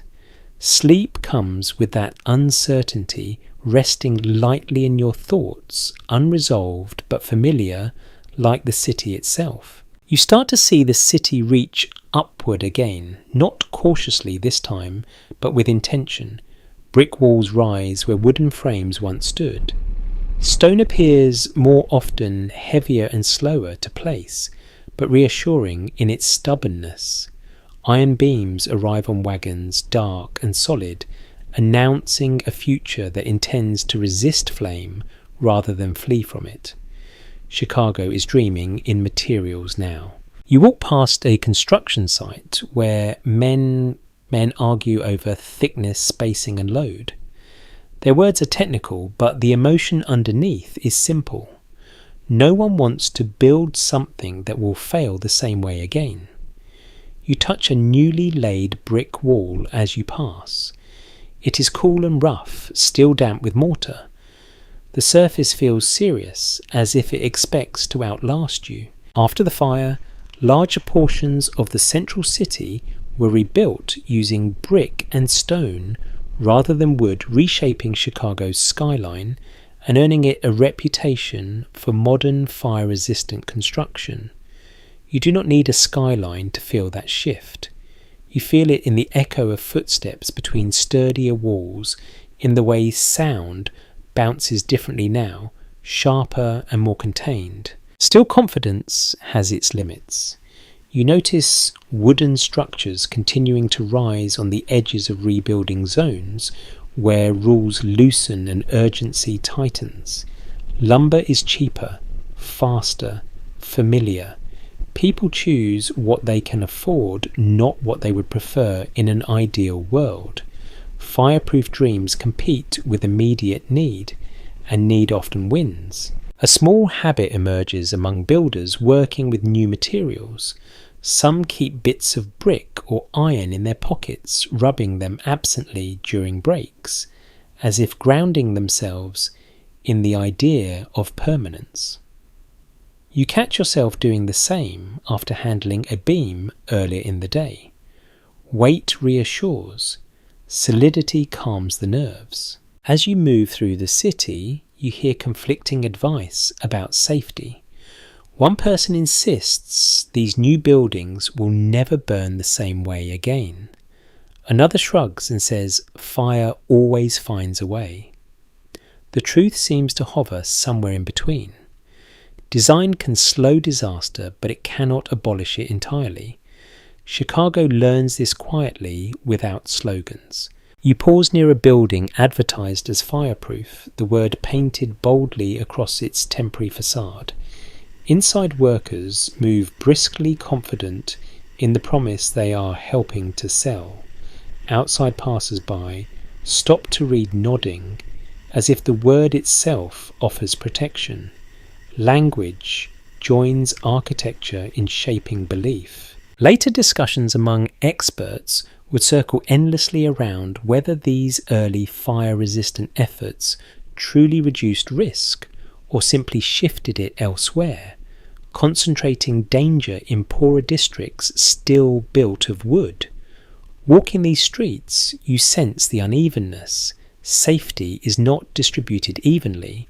It follows money, influence, and timing. By afternoon, sunlight strikes new stone surfaces and reflects brightly, almost painfully. You squint and adjust. The city looks different already, less soft, more angular. You realise that rebuilding is not just repair, but reinvention. Chicago is choosing a new personality, one that values endurance, even if it costs more in effort and time.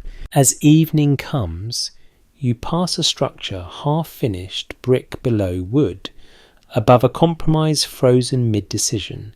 It looks temporary and permanent at once. That feels appropriate. The city is not done choosing yet. You return toward the shelter as the light fades, noticing how these new materials hold the day's warmth longer. Walls release heat slowly. The air feels steadier. You lean briefly against a stone surface and feel its coolness under your palm, solid and indifferent. When you finally lie down, you picture the city rising layer by layer, heavier and more deliberate than before. Sleep arrives with the sense that Chicago is no longer just recovering, but redefining itself, balancing hope against risk, one brick at a time. You begin to hear more languages than you can place words carried on the same dusty air as hammer blows and cartwheels. They drift past you in fragments, sometimes familiar, sometimes completely new.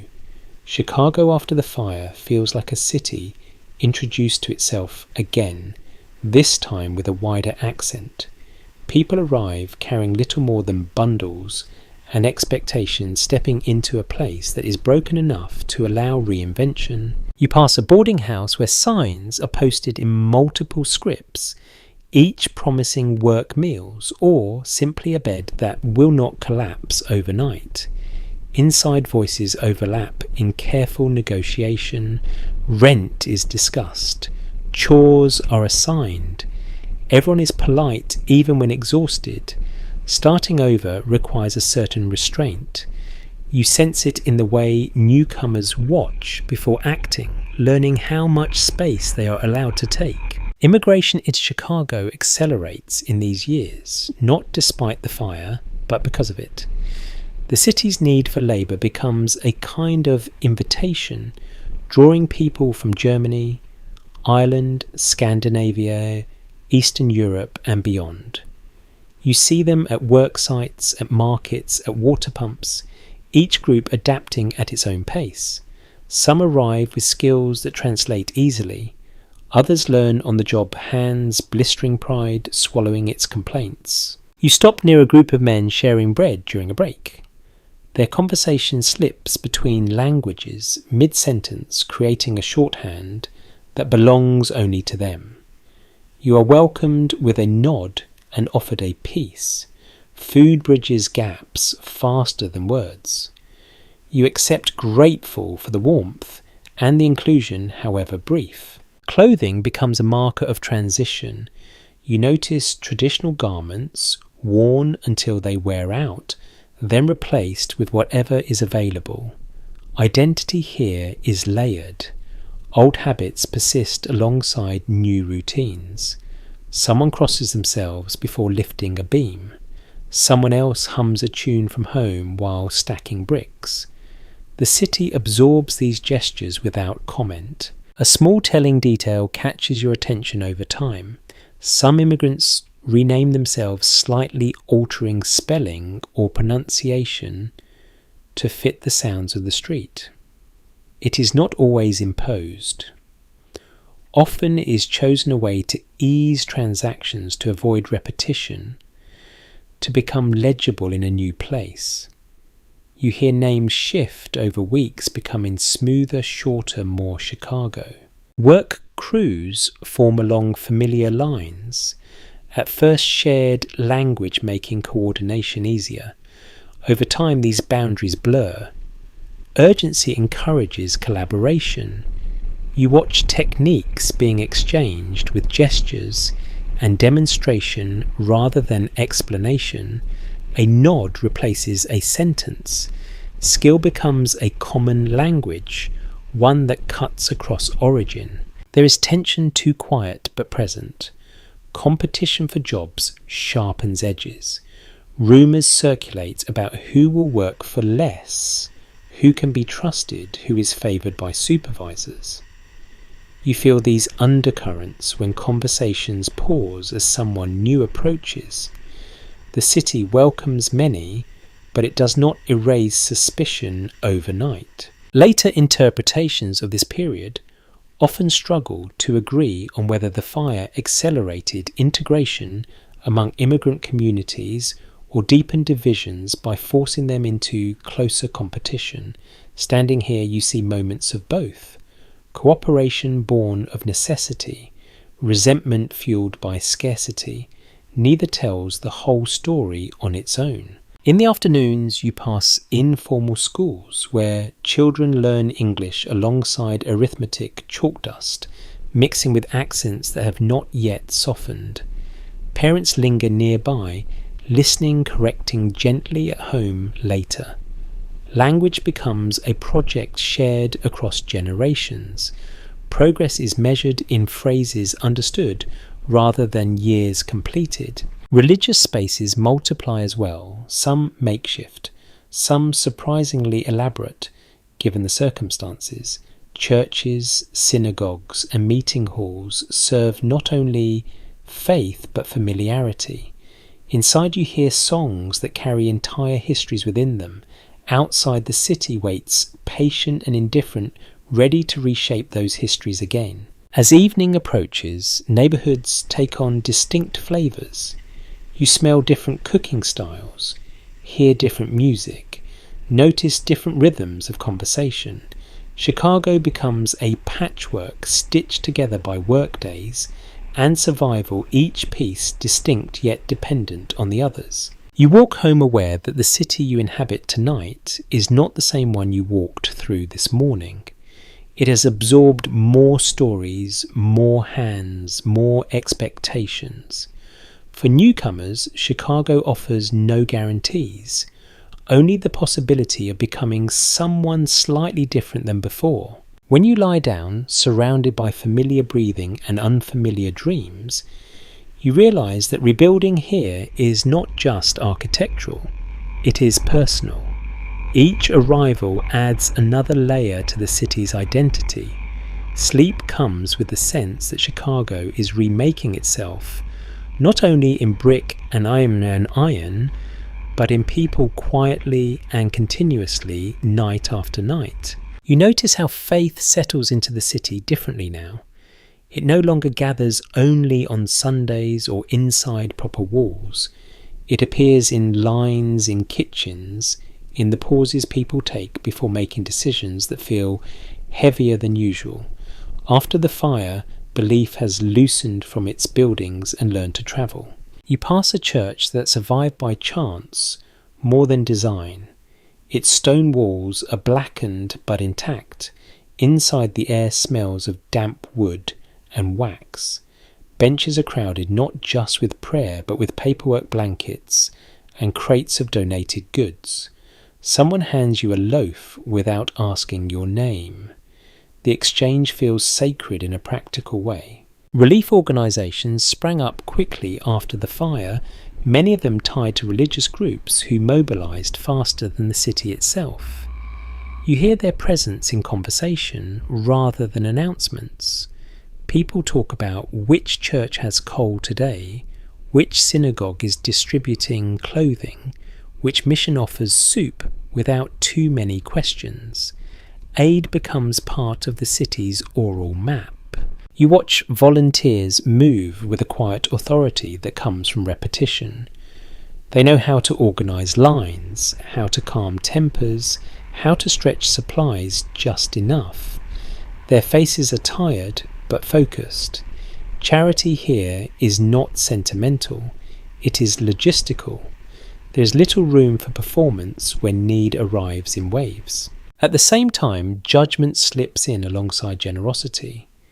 You hear it in lowered voices in the way assistance is sometimes offered with conditions attached. Who deserves help? Who should try harder? Who is blamed for being unprepared? Disaster has not erased moral hierarchy, it has simply exposed it.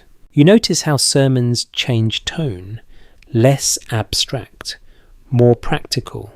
Clergy speak about patience, restraint, gratitude, and work. Fire is referenced carefully, never too graphically, but never ignored. Some frame it as a test. Others avoid explanation altogether, focusing instead on what comes next. You sense that certainty is harder to maintain when ashes are still underfoot. A small habit catches your attention during one service held in a temporary hall. People leave coins on the floor near the exit rather than placing them in a box. No one watches who gives or how much. The gesture feels deliberate, an attempt to remove scrutiny from generosity.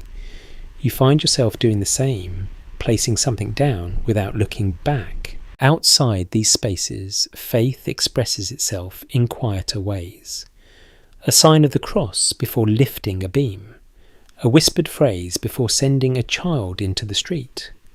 A moment of stillness before sleep. Belief here is less about proclamation and more about endurance. You overhear arguments that never fully resolve. Some insist the fire was a warning. Others call it chance. Many refuse to choose. These conversations end with shrugs or changes of subject. Meaning feels negotiable. Survival feels urgent. Later reflections on this period struggle to agree on whether disaster strengthened religious life in Chicago or fractured it, pushing people toward personal belief rather than organized practice. Walking through these neighborhoods, you feel both currents. Attendance rises in some places. Elsewhere, people stop coming altogether, finding solace in work or silence instead. In the afternoon, you help unload donated clothing. The garments come from far away, still carrying unfamiliar smells. You sort by size and condition. A woman thanks you, then thanks the person next to you, then stops thanking anyone at all, overwhelmed by the sheer volume of kindness and need colliding in one room. As evening approaches, these spaces empty out. Supplies are locked away, candles are extinguished carefully, volunteers rubber their eyes and stretch stiff backs. Faith retreats into smaller gestures again, waiting for morning. You return toward the shelter with the sense that belief here has become elastic. It stretches to cover gaps the city cannot yet fill. Sometimes it snaps back into old shapes. Sometimes it thins almost to transparency. Either way, it continues to exist, carried quietly by people who need something to lean on when brick and iron are not enough. You lie down that night with the faint echo of hymns, prayers, and ordinary conversations lingering in your thoughts. None of them offer complete answers. Still, they provide rhythm, structure, and a sense that someone somewhere is paying attention. Sleep arrives gently, not as certainty, but as rest, and for now that is enough. You find that exhaustion does not cancel the desire for distraction, it sharpens it. After a day of lifting, listening, negotiating, and adjusting, the mind looks for release, the way the body looks for water. Chicago obliges quietly and imperfectly, offering pockets of amusement stitched into the long hours of recovery. You follow sound one evening and discover a small crowd gathered outside a hall that used to host meetings and now hosts laughter. Inside, a travelling performer balances on a narrow platform, telling stories, exaggerated just enough to loosen tight shoulders. The jokes are simple. Some land, some do not. It hardly matters. People laugh anyway, grateful for a reason. Saloons reopen quickly, not because they are essential, but because they are familiar. You step inside one and feel the temperature rise immediately. The air smells of sweat, alcohol and sawdust. Conversations overlap. Arguments flare briefly and die just as fast. A piano plays somewhere in the back, keys slightly out of tune. The melody recognisable enough to invite humming. City officials grumble about drinking, but they also know where deals are made and morale is maintained. Permits are issued, revoked, reissued. Rules flex. You notice how many labour arrangements are negotiated over a drink. How grievances soften after a shared round. Entertainment here doubles as infrastructure. There are theatres too, some damaged, some miraculously spared. Curtains are patched. Seating is improvised. You sit through a performance where half the stage lights fail and the actors continue without comment. The audience applauds louder than usual, not for excellence, but for persistence. Applause becomes encouragement rather than judgment. You hear about dance halls reopening floors, swept but uneven music louder than the room can contain. You watch couples move carefully at first, then, with growing confidence, steps are forgotten and rediscovered mid-song. Laughter breaks out when someone stumbles. Touch here feels tentative and precious, negotiated anew after loss. A curious detail circulates among performers. Some refuse to reference the fire directly in their acts, believing it drains energy. Others lean into it, turning shared trauma into shared humour. You see both approaches work depending on the night. The audience decides what it can handle without announcing it. Outside formal venues, entertainment appears in smaller forms. Someone sets up a game of cards on a crate. Someone else tells a story that gathers listeners without effort. Children invent games using debris, their rules flexible and short-lived. Joy slips through cracks in the schedule rather than waiting for permission. You notice how music changes with the city. Songs about home are sung more softly. Songs about movement grow louder. You hear tunes from other places woven together, melodies merging in ways that would have seemed odd before. The city's soundscape expands not just with tools, but with culture. There is disagreement in the way people talk about all this. Some argue that leisure is irresponsible when so much remains undone. Others insist that without moments of release, the work will swallow everyone whole. You feel both views pull at you. There are nights when rest feels like indulgence. There are nights when it feels like survival. In the late afternoon, you pass a poster advertising a boxing match scheduled for the weekend. The paper is smudged, the ink uneven, but the excitement around it feels real.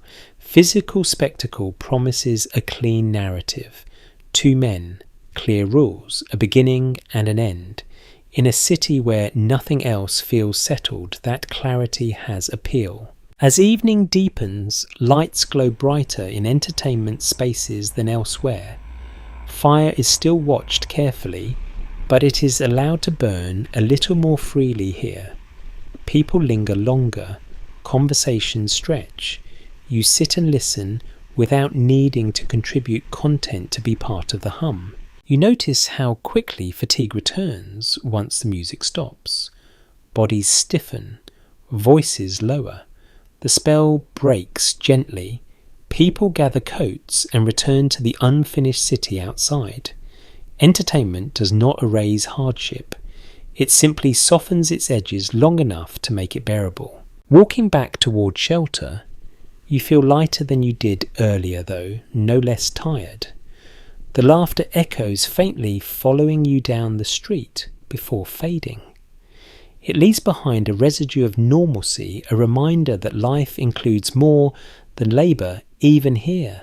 When you lie down later, your muscles complain, but your mind is quieter. Images from the evening drift through your thoughts, faces relaxed, music rising. For a short while, the city forgot to brace itself.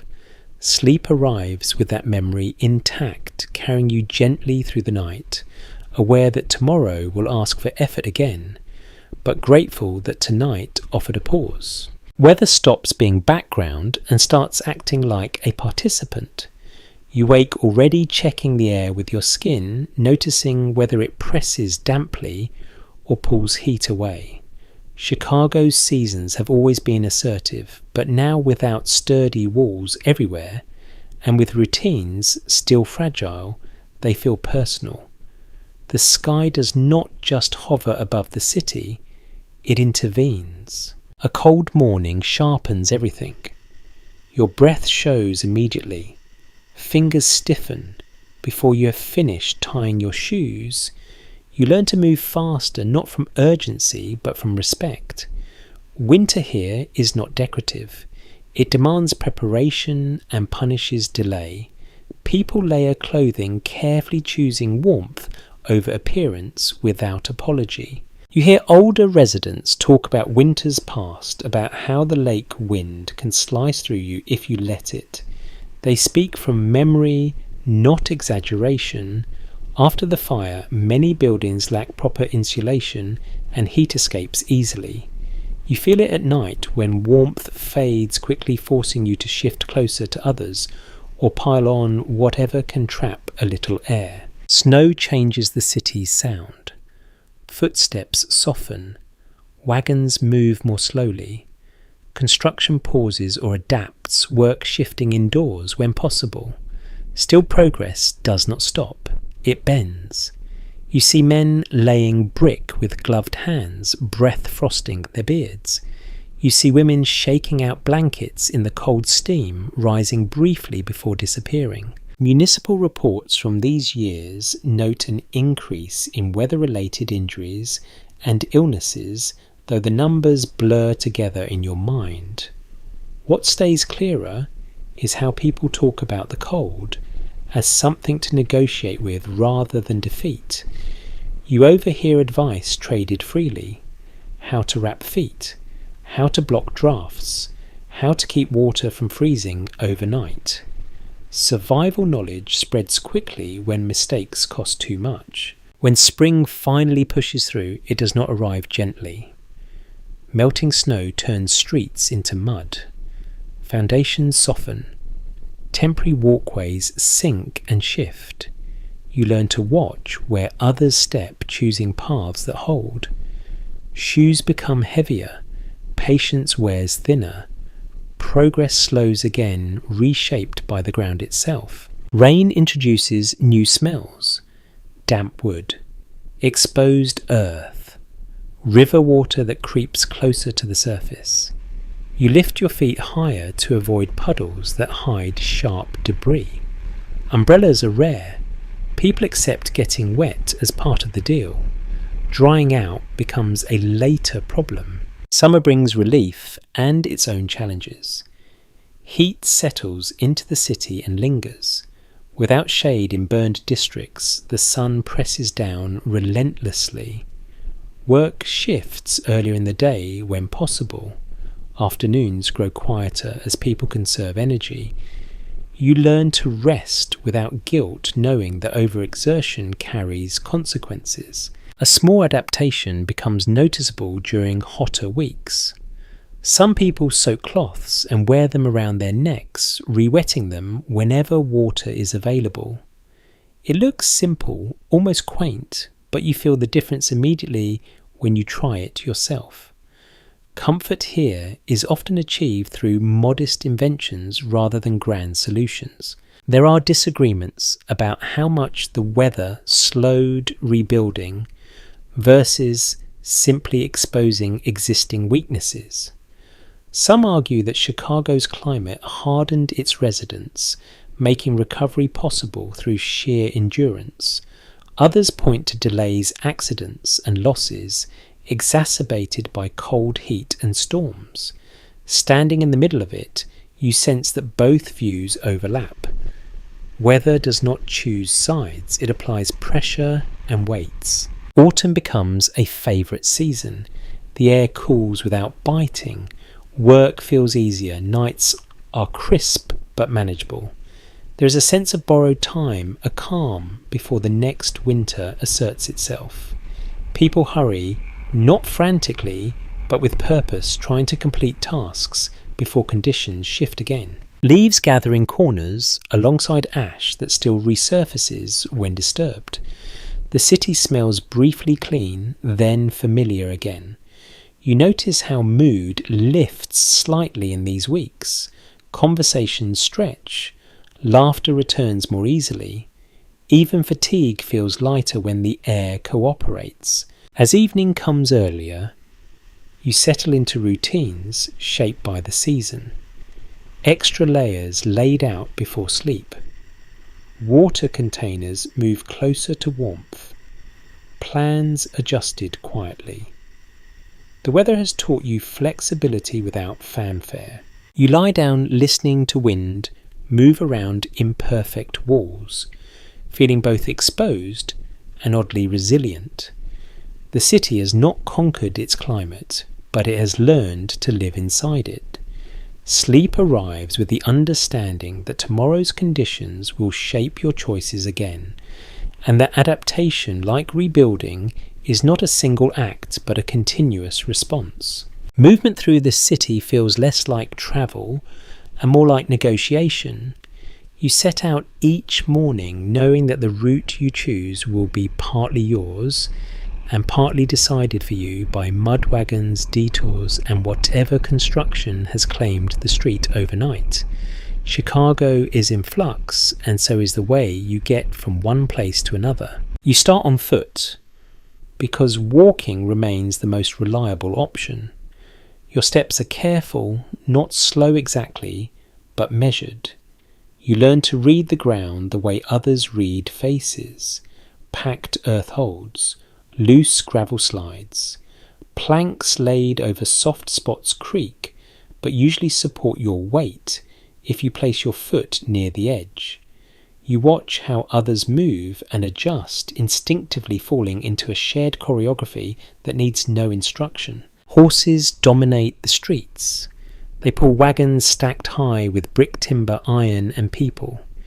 You step aside, often pressing yourself close to walls or temporary barriers as loads pass inches away.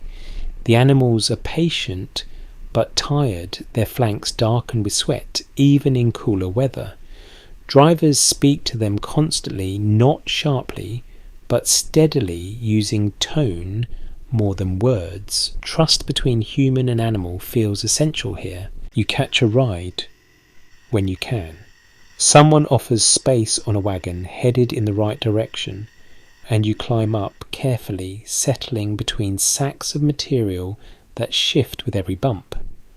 The ride is slow, jarring, and oddly social. Conversations spark and fade as the wagon lurches forward. You learn more about the city in these moments than from any posted notice. Streetcars still exist, though their reliability varies. Tracks were damaged in the fire, and repairs lag behind demand. When a car does arrive, it fills quickly. You squeeze in bodies, pressed close, the smell of damp wool, and labour heavy in the air. The ride is brief but welcome, a moment where effort belongs to something else. The river complicates movement further.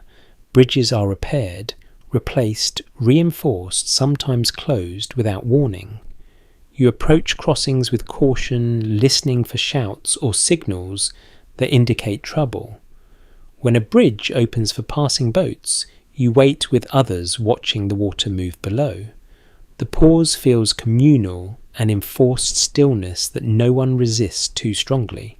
There is talk about how transportation changed after the fire, about how the chaos forced improvements that might have taken decades otherwise. You hear this from someone who claims to remember the city before their voice, half nostalgic, half proud. You're not sure how much is memory and how much is hope reshaped by hindsight. Either way, the streets tell their own story, uneven and direct. You notice small adaptations everywhere. Boards laid to shorten muddy stretches, ropes strung between posts to guide pedestrians at night, painted marks on buildings indicating routes that remain passable. None of this is formal. It appears works for a while, then disappears when conditions change. Children dart through traffic with the confidence that makes your stomach tighten. They know where wheels turn and where drivers slow. You learn by watching them copying their timing without matching their fearlessness. Experience here is borrowed whenever possible. As the day goes on, movement becomes heavier, traffic thickens, delays stretch, tempers fray, briefly then settle. No one expects smooth travel anymore. Expectation has been adjusted downward, which makes success feel generous rather than guaranteed. Some evenings you choose longer routes on purpose, favouring streets that feel calmer or more predictable. Distance matters less than ease. You pass familiar faces and exchange nods, recognising fellow travellers by habit rather than name. The city feels smaller when movement becomes shared routine. There is quite disagreement about whether these disruptions slowed recovery or knitted people closer together through shared inconvenience. You feel both possibilities depending on the day. Delays frustrate you when you are tired. They comfort you when they force conversation rest or simply observation. As night approaches, movement changes again. Wagons slow, streetcars thin out. Walking becomes primary once more. Lanterns mark paths imperfectly. You navigate by memory and sound, recognizing corners by the way footsteps echo or fade. You return toward shelter with legs aching in a familiar way. Travel here is never neutral. It leaves marks, mud on boots, dust in cuffs, stories in passing remarks. You lie down later with the sense that moving through Chicago is an act of participation, not just transit. Sleep arrives carrying the rhythm of the streets with it. Wheels turning, hooves striking ground, footsteps adjusting. Tomorrow you will negotiate the city again, step by careful step, learning its shape as it continues to change beneath you. You become more aware of where you are allowed to be and when. Not because anyone tells you directly, but because the city signals it in subtle ways. A glance that lingers too long. A conversation that pauses when you approach. A doorway that feels welcoming in daylight and closed by implication after dark. Chicago is rebuilding its boundaries alongside its buildings. During the day, public space feels shared and negotiable. Streets belong to whoever needs them most in that moment. Markets spill outward. Children weave through crowds. Women move with purpose, baskets on arms, errands, stitched together into efficient routes. No one questions presence then. Necessity is its own permission. As afternoon shifts toward evening, the rules grow quieter but firmer. Some streets empty faster than others. Certain corners gather men who seem to have nowhere else to be. You notice how women adjust their pace and path, choosing brighter routes, lingering near familiar faces. Safety becomes something managed rather than assumed. You watch a woman pause at the edge of a poorly lit street, reconsider, and turn back without visible frustration. The decision looks practiced. She has weighed this before.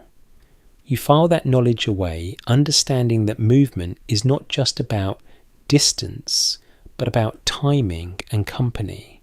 In rebuilt areas with heavier stone and better lighting, evenings feel more open. Shops keep lamps burning longer. People linger. Conversation stretches. Elsewhere, darkness thickens quickly and the city contracts. The unevenness is striking. Security follows resources. Comfort follows investment. You overhear discussions about curfews that were proposed, ignored, enforced briefly, then quietly abandoned. Authority here experiments, retreats, and tries again elsewhere. Control is uneven, and people adapt accordingly. You sense how much of daily behaviour is shaped by what is enforced, and what is merely suggested. A small habit emerges among women moving alone at night. Some carry keys or small metal objects, not as weapons exactly, but as reassurance. The weight in the hand matters. The sound when shifted matters. You notice the gesture repeated often enough that it becomes unremarkable, just another part of evening routine. Public transport after dark feels different too. Streetcars thin out. Wagons prioritise cargo over passengers. Walking becomes more solitary. You pay closer attention to footsteps behind you, not with fear, but with awareness. Listening becomes second nature. Men gather in groups more readily, especially near work sites and saloons. Their presence is not always threatening, but it is dominant. Laughter carries. Voices overlap. You see how space fills and empties according to gendered patterns that no one formally explains. They are learned quickly anyway. There are moments of challenge. A woman refuses to move aside. A man steps back instead. These interactions pass without comment, small negotiations that shift the balance slightly. Change here is incremental, not announced. You notice how clothing plays a role. Practical garments that allow movement are favoured, but modesty remains a shield. Layers are adjusted. Hats are pulled lower. These choices are not about vanity. They are about signalling seriousness, intent, and belonging. As night deepens, you find yourself choosing company more deliberately. Walking with someone else changes how the city responds. Doors open more easily, glances soften, shared presence carries weight. You learn to value these quiet alliances. There is disagreement in the way people talk about safety here. Some insist the city is no more dangerous than before, just more visible in its risks. Others claim the chaos has created new vulnerabilities. You experience both interpretations depending on the street and the hour. By the time you return toward shelter, you feel the day's social calculations settle into your body alongside physical fatigue. Navigating Chicago requires reading more than signs. It demands attention to mood light and human patterns. You lie down later thinking about how rebuilding is not just about walls and roads. It is about who feels welcome, who feels watched, and who learns to move carefully between those states. Sleep arrives with that awareness, softened, not resolved, carried gently into rest, as the city continues to renegotiate itself outside your walls. You start to notice how stories move through the city faster than people do. Words travel along streets, slip through open windows, settle into conversations before you realise where they began. Chicago talks about itself constantly, now trying to decide what kind of place it is becoming, and much of that talking arrives folded into newsprint. Newspapers appear everywhere. On tables, in shop windows, passed hand to hand until the edges soften. You pick one up and feel the roughness of cheap paper under your fingers. Ink smudges easily. Headlines announce progress, outrage, hope, blame, sometimes all at once. The city reads itself every morning, checking its reflection. You hear men arguing over an article near a coffee stand. One insists the paper exaggerates setbacks to sell copies. Another says it is finally telling the truth that officials prefer to avoid. Both read the same lines. Both walk away convinced they are right. Opinion here does not wait to be settled. It moves on to the next subject. You notice how quickly names circulate. Builders praised one week, criticised the next. Officials elevated, then questioned. The fire has made reputation fragile. Visibility cuts both ways. Being mentioned feels like recognition and risk at the same time. Printing presses run long hours. You pass a building where the rhythmic thump of machinery continues late into the night, producing tomorrow's interpretation of today. The smell of ink joins the city's layered scents. Paper stacks grow, then disappear, redistributed as conversation. You begin to understand that news is not just information, it is instruction. It tells people where to look, who to trust, what to worry about. A report about unsafe buildings sends inspectors and gawkers alike. A story about opportunity draws workers to a neighbourhood by morning. Words rearrange the city almost as much as tools. There is an odd intimacy to reading about your surroundings. You recognise streets you walked that morning, described with authority by someone who may not have been there at all. Details are correct enough to feel familiar, but the tone carries an agenda. You learn to read between lines, not cynically but attentively. A small habit forms. People read aloud to each other, standing in clusters, sharing sections that confirm their views or surprise them. Literacy becomes communal. Even those who cannot read still receive the news filtered through voice and gesture.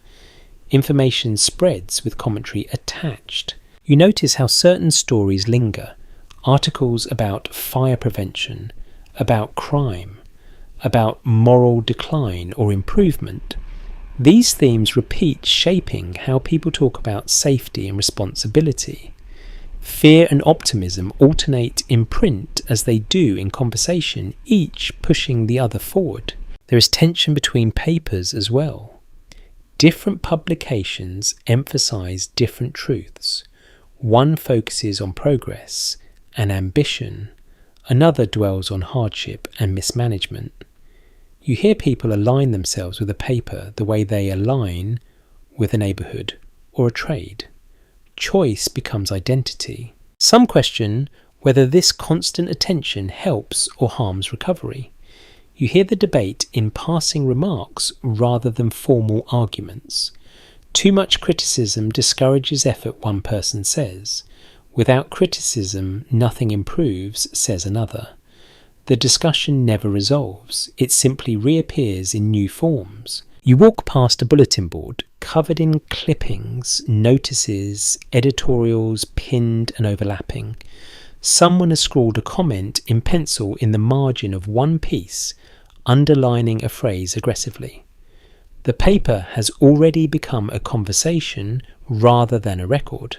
As evening approaches, you see people folding newspapers carefully, tucking them away to read again by lamplight. Others leave them behind yesterday's version of the city, already replaced by tonight's experience. News ages quickly here. The present demands attention. You find yourself thinking about how memory is shaped. What will be remembered? What will be smoothed over? What will be framed as inevitable? The papers will have a say in that long after the dust settles. You wonder which version of the city will survive on the page. Later, as you prepare for sleep, you hear someone nearby reading aloud, softly, sharing a story with those too tired to sit up. The voice is steady, almost soothing. For a moment, the city's troubles feel organised into paragraphs, manageable within margins. You lie back and let the sound fade. Tomorrow will bring new headlines, new angles, new urgencies. For now, You rest inside a city that narrates itself relentlessly, hoping that by telling its story often enough, it can shape a future that feels intentional rather than accidental. You begin to sense old lines reappearing, faint at first, then sharper as the weeks pass. After the fire, everyone stood together in the open, equally exposed. Now as walls rise and routines settle, separation creeps back in. It does not announce itself, it simply resumes. You notice it in where people live. Some neighbourhoods rebuild faster, their streets filling with solid structures and steady light. Other areas remain scattered with temporary housing and unfinished frames. The difference is not explained out loud. It is accepted the way weather is accepted. You walk from one district into another and feel the shift in atmosphere immediately. Shops in better funded areas display fuller windows. Goods sit neatly arranged, prices marked clearly. Elsewhere, commerce feels improvised.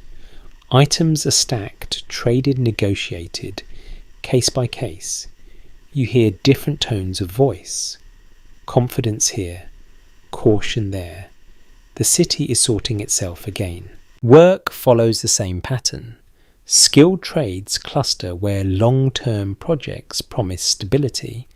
Day labourers gather where opportunity appears and disappears quickly. You watch people drift toward what feels secure, even if it means longer commutes or tighter living. Movement becomes aspiration made visible. You stand near a construction site where brick rises cleanly and evenly, supervised by men in pressed coats who do not lift tools themselves. A few blocks away, another crew works without plans, adapting as they go, relying on experience rather than diagrams. Both rebuild Chicago, only one will be credited. Food reflects the divide too. In some kitchens, meals regain variety. In others, repetition persists. No one complains openly. Comparison happens quietly inside the mind, measured against memory rather than expectation. A small gesture reveals a lot. You see a child hesitate before entering a shop, smoothing their clothes instinctively. Inside the floor is swept clean, the counter polished. Outside, dust clings to everything. The child steps back, then moves on. Belonging has rules even when no one states them. As relief organisations reduce their presence, assistance becomes more selective. Support is tied to reputation connections, perceived effort. You hear people speak carefully about who deserves help, words shaped to avoid sounding harsh while still drawing boundaries. Compassion narrows as urgency fades. You catch fragments of conversation that hint at resentment. Some feel the city has rewarded those who already had resources. Others argue that rebuilding requires leadership and investment, and that uneven outcomes are unavoidable. These views circulate without resolution, changing shape depending on who is speaking. You notice how clothing begins to matter again. Cleanliness, fit, fabric. These details return as signals subtle but effective.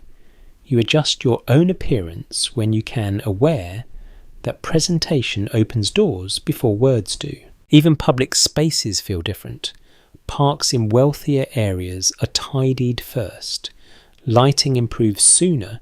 Benches reappear. Elsewhere, gathering remains informal, seated on crates or steps, community held together by proximity rather than design. You walk through these contrasts daily, feeling both part of the city and sorted by it. The shared catastrophe has not erased hierarchy. It has rearranged it. Some climb, others stall.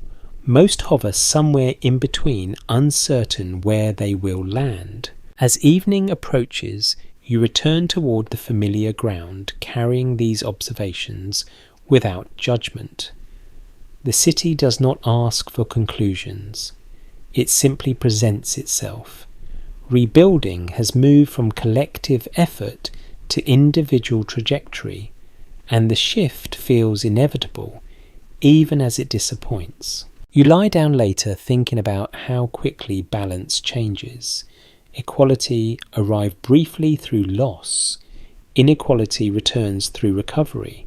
Sleep comes with that awareness, softened, not resolved, understanding that Chicago is becoming itself again, with all the unevenness that implies, and that you are learning where you stand within it one quiet day at a time. You start to feel it before anyone mentions it.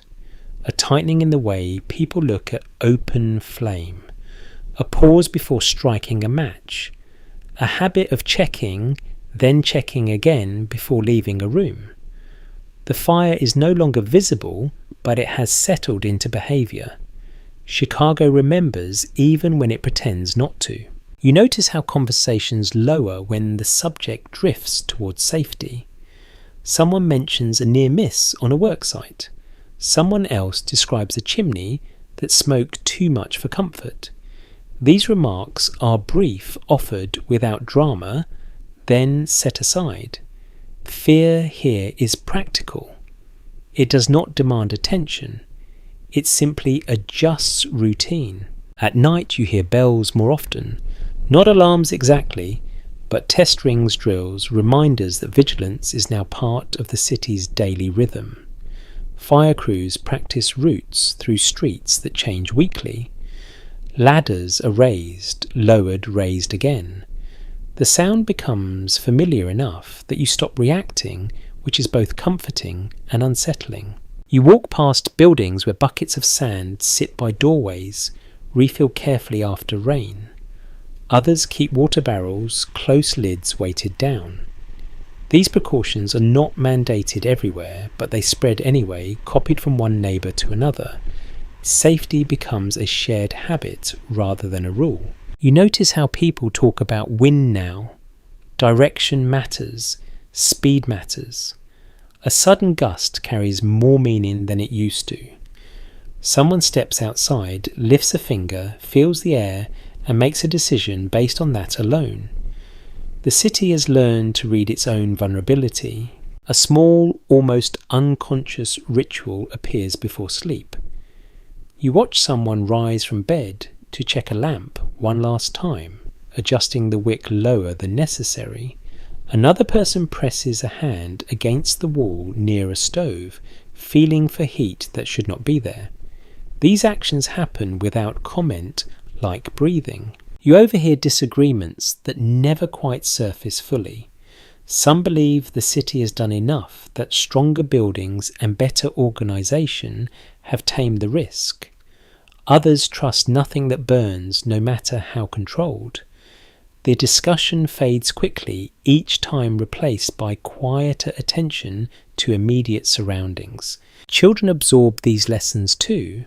You see them scold each other for careless sparks, mimicking adult tones.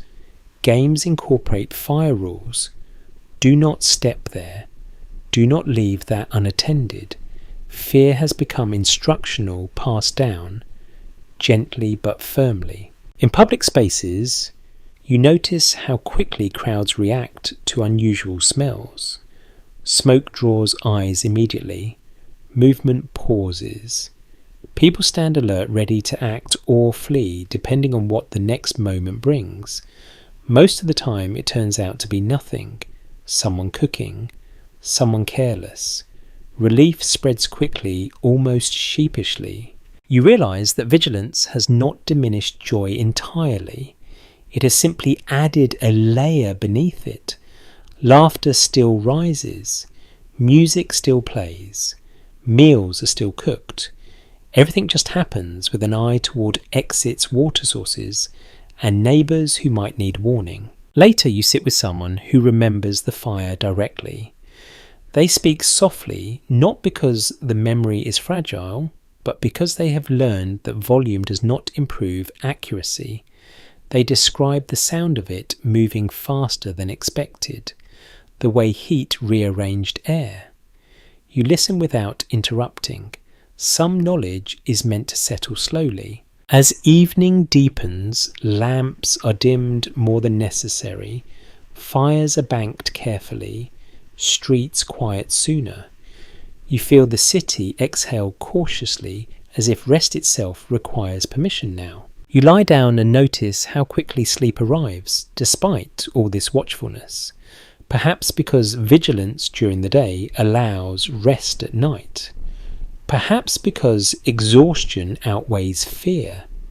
You close your eyes knowing that while the fire no longer burns, it still shapes how Chicago holds itself together. Sleep comes with that awareness folded gently into it.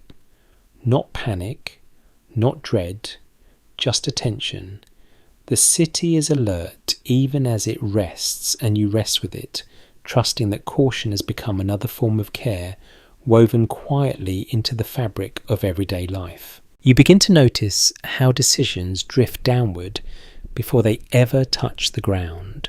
Plans are discussed in rooms you do not enter, spoken in voices you rarely hear, then appear days later as fences notices or sudden changes in direction. Chicago is rebuilding not only with tools but with arguments, favours and influence all moving just out of sight. You pass a corner where a street abruptly widens, swallowing what used to be a row of modest structures. Someone says the change will improve traffic.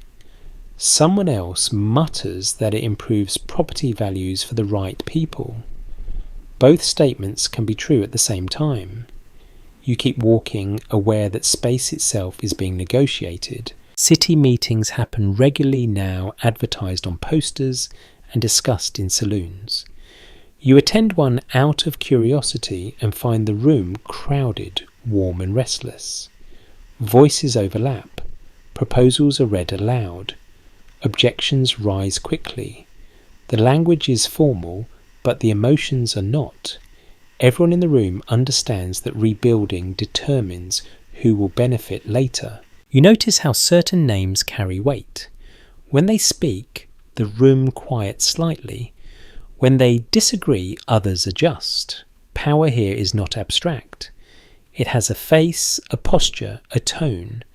You watch people align themselves carefully, choosing where to sit, when to speak, and when to remain silent. Outside the meeting hall, conversations continue in fragments. Someone complains that contracts always seem to go to the same companies. Someone else shrugs and says, experience matters. A third laughs quietly and says connections matter more. None of them sound surprised. This city has always known how influence works. The fire has simply accelerated the stakes. You hear about land deals made quickly sometimes before boundaries are fully settled. Plots are bought, sold and promised, based on projections rather than certainty. Maps change. Streets shift.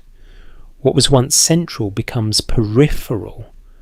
What was overlooked becomes valuable overnight.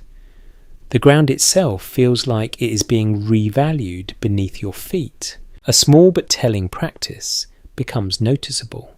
Some people attend meetings not to speak but to be seen. Presence signals interest. Interest signals relevance. You recognise this behaviour from other settings, but here it feels sharp and purposeful. Recovery has created a moment where visibility equals opportunity. As days pass, you see public works appear unevenly, a road repaired here, a drain cleared there, lighting improved on one block and not the next. Explanations are offered when asked, but they rarely satisfy. You begin to understand that fairness and efficiency do not always travel together. There is quiet disagreement about whether this period represents visionary planning or opportunism dressed up as progress. You hear admiration for bold decisions that reshape the city quickly.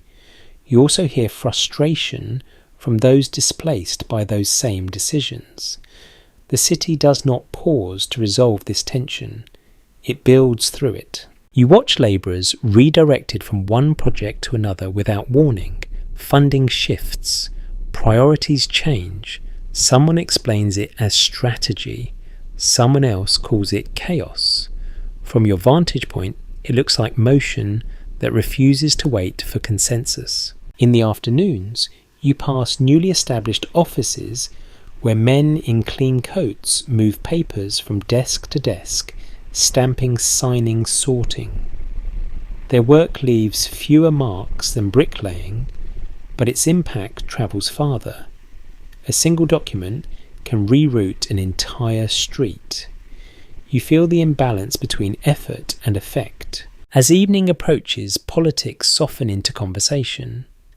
People talk more freely after a drink or two. Complaints surface with less caution. Hopes are expressed aloud. You listen more than you speak. Understanding comes from accumulation rather than argument. You realise that rebuilding has entered a new phase. The emergency has passed. Now comes selection. Who gets what? Who waits? Who moves forward first? These choices shape the city as much as fire ever did. Walking back toward shelter, you feel the distance between where decisions are made and where their consequences land. You step over fresh gravel laid because someone approved a plan you will never see. You adjust to a detour created by a conversation you did not hear. When you finally rest, you think about how cities are guided by hands that remain largely invisible. Chicago is no exception. It is simply more obvious now, with so much still unfinished. Sleep arrives with that understanding, settling quietly aware that tomorrow will bring new signs of progress and new reminders that rebuilding is never just technical. It is political, personal, and ongoing, whether you are invited into the room or not. You begin to recognise the return of small, ordinary pleasures, and the recognition itself feels almost surprising. After so much focus on survival, and rebuilding enjoyment arrives quietly without announcement. It slips into the day the way light slips through a window that has finally been cleaned. Morning routines soften. Someone takes an extra moment with their coffee, letting the steam linger. Bread is sliced more carefully, not rushed. You notice people pausing to talk without checking over their shoulders for the next task. Time loosens slightly enough to be felt. Shops begin to stock items that are not strictly necessary. A ribbon in a window, a book displayed with its cover facing outward, a piece of pottery shaped more elegantly than required. These objects draw your eye, not because you need them, but because they suggest choice has returned. Choice feels luxurious. You walk past a barber who has reopened with a single chair and a mirror that reflects unevenly. Inside, a man sits patiently, while the barber trims carefully, each snip deliberate. Grooming feels ceremonial now. Haircuts mark progress. Clean edges signal stability. You find yourself smiling at details you once overlooked. A cat sunning itself on a stoop that did not exist last month. Chalk drawings on a board fence erased and redrawn daily. Someone humming while sweeping, not to pass time, but because the task allows for it. Meals change subtly. Still simple, but prepared with more attention. An herb added. A crust baked a little longer. Someone experiments and laughs when it fails. You share food and comment on it, something you rarely did when hunger dominated conversation. Taste becomes something to discuss again. In the afternoons, you notice people lingering in public spaces without purpose. Sitting, watching. Children play longer games. Adults watch them with less tension in their shoulders. The city exhales, not fully, but enough to be noticed. A small tradition begins among neighbours.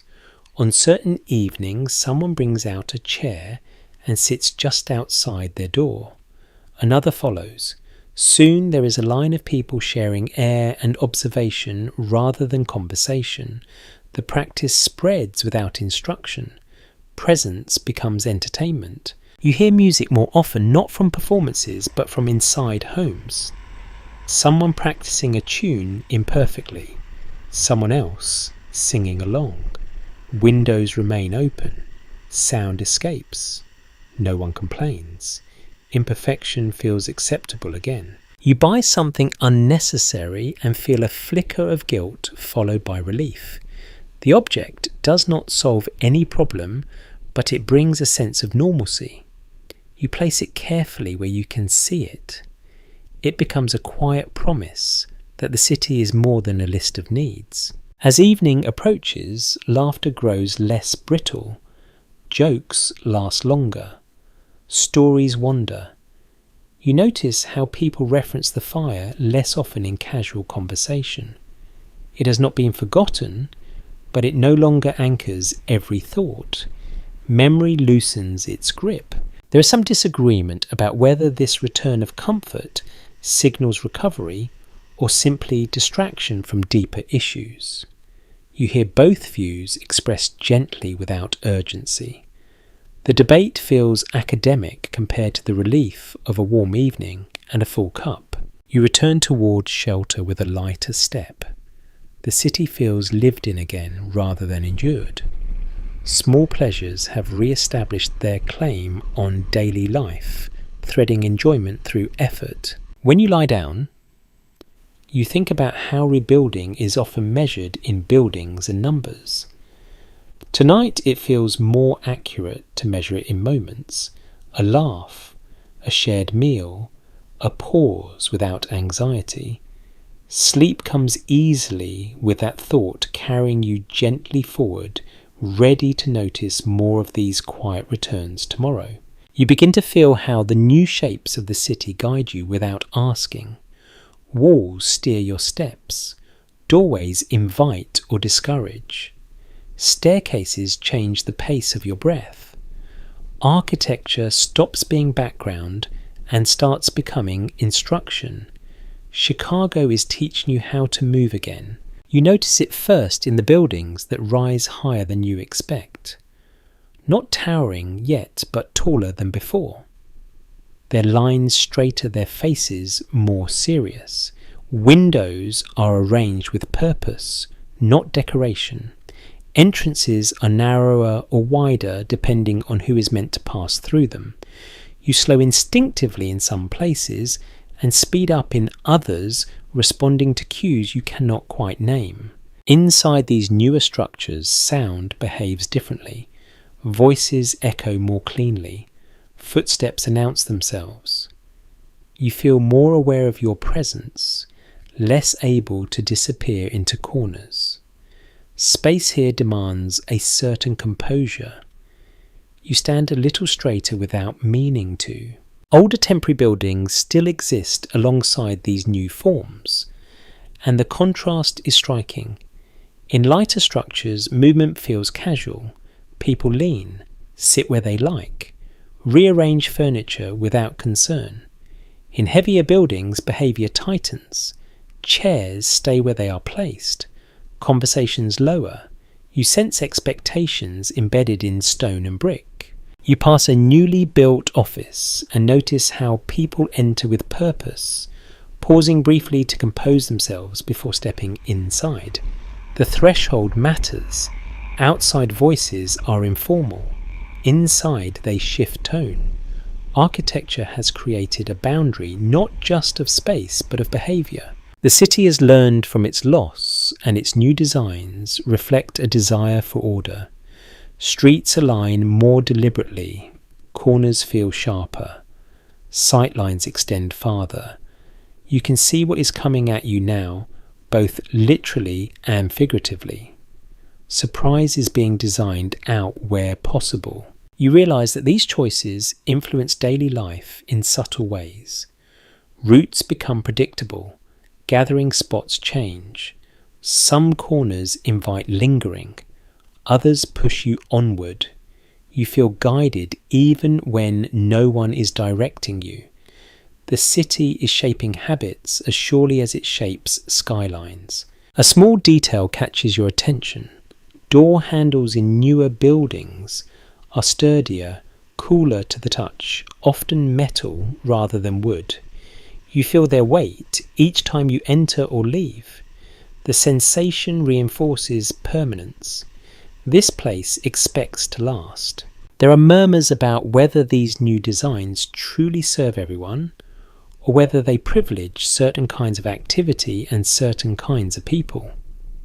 You hear it in passing comments about accessibility, about comfort, about who feels at ease inside which walls. The discussion never settles.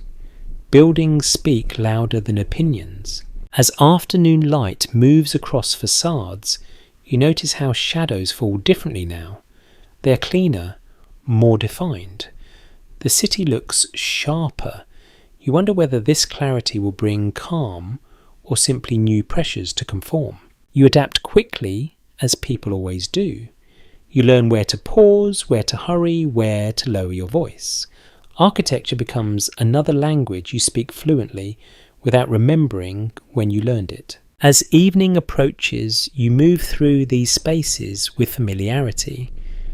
The city no longer feels provisional, it feels intentional. That intention carries weight, both reassuring and demanding. When you finally rest, you picture the city not just as a place you inhabit, but as something that quietly instructs you every day. Sleep comes with that awareness, softened understanding that Chicago is shaping its people as carefully as its buildings, and that tomorrow you will move through it again, guided by walls that have already decided how you should behave. You begin to notice how memory lingers in places that look new. Fresh brick still carries older outlines if you know how to look. A doorway opens where another once stood. A corner feels wider than it should. Chicago has rebuilt quickly, but it has not erased itself. The past presses gently through the present like a hand beneath cloth. You walk a familiar route and realize you are stepping around something that is no longer there. Your body remembers a wall, a shop front, a narrow passage that once forced you to turn sideways. The habit remains even after the obstacle has vanished. Muscle memory outlasts architecture. You pause, adjust, and smile faintly at yourself. People talk about what burned less often now, but references still slip in. Someone points and says that used to be. Another nods and adds a detail not to correct, but to preserve. These moments feel less like mourning and more like cataloguing, as if the city is quietly archiving itself through conversation. You notice how certain absences are treated with care. A plot remains empty long after others have filled in. Not because no one wants it, but because no one is quite ready. Grass grows there unplanned and tolerated. Children play on it.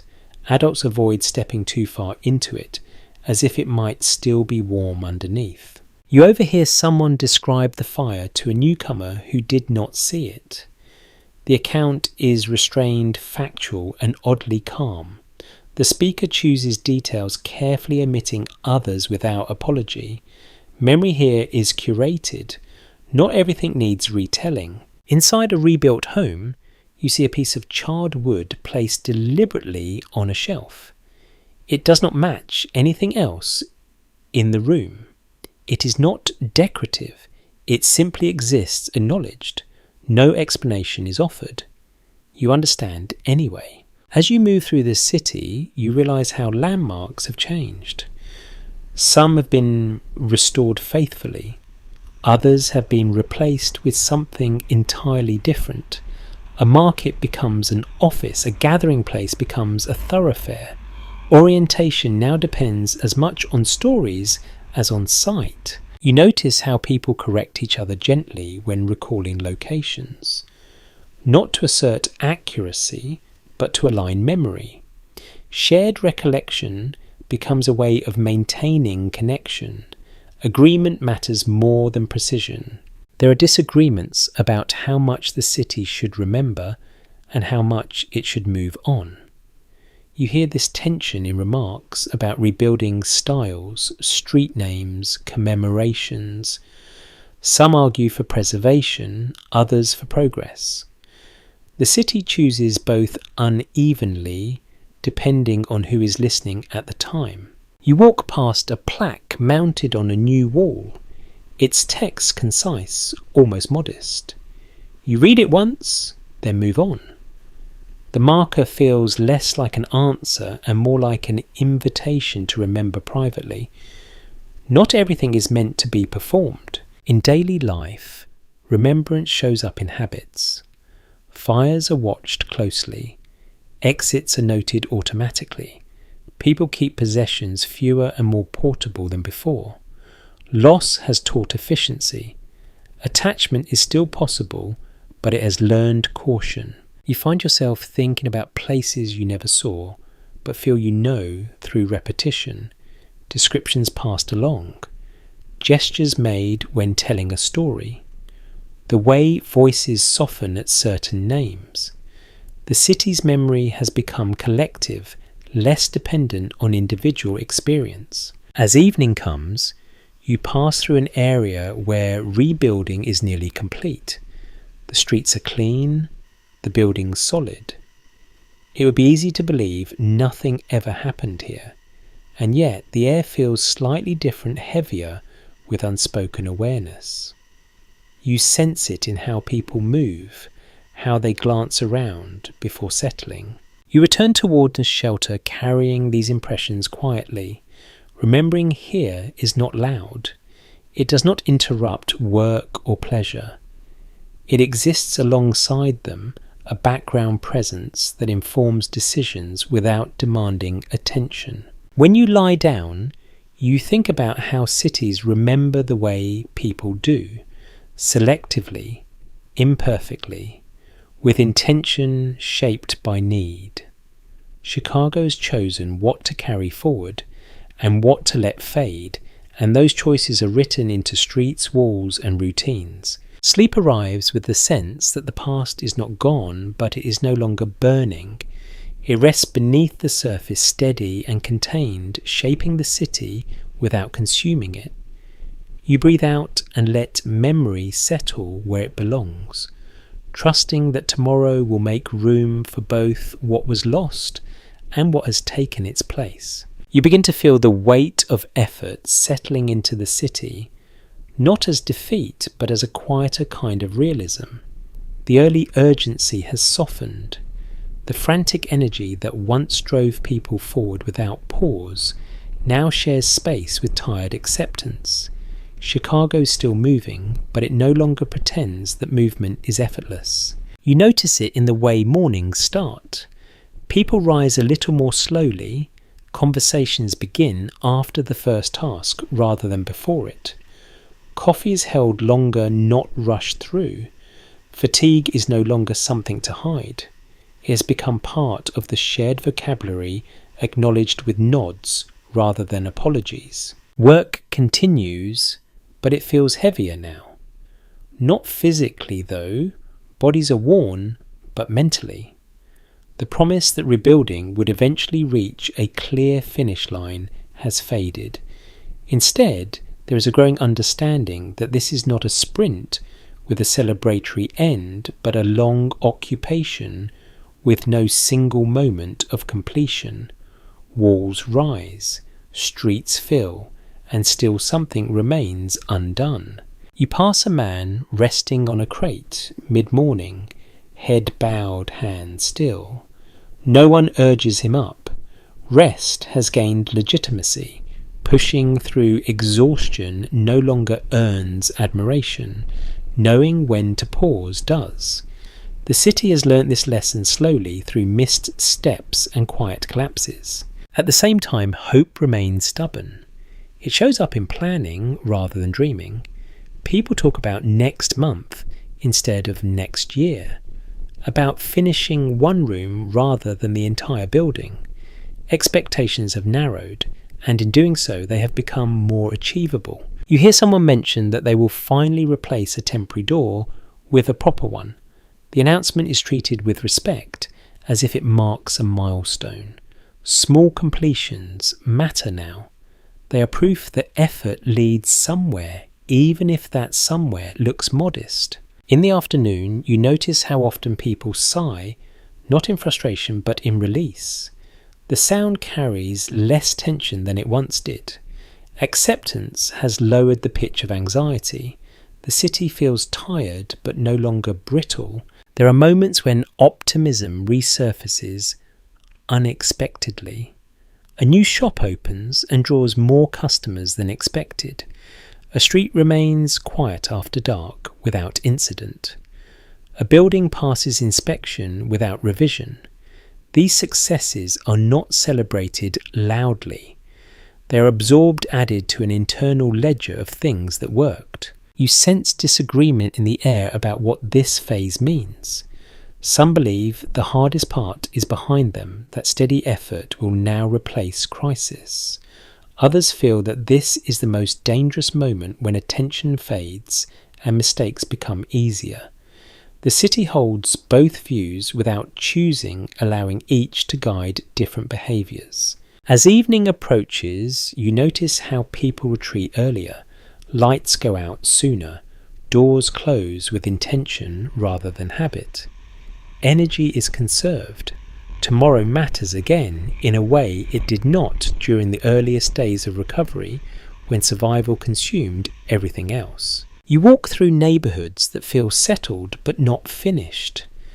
There are gaps still, rough edges, signs that something remains temporary even when it looks permanent.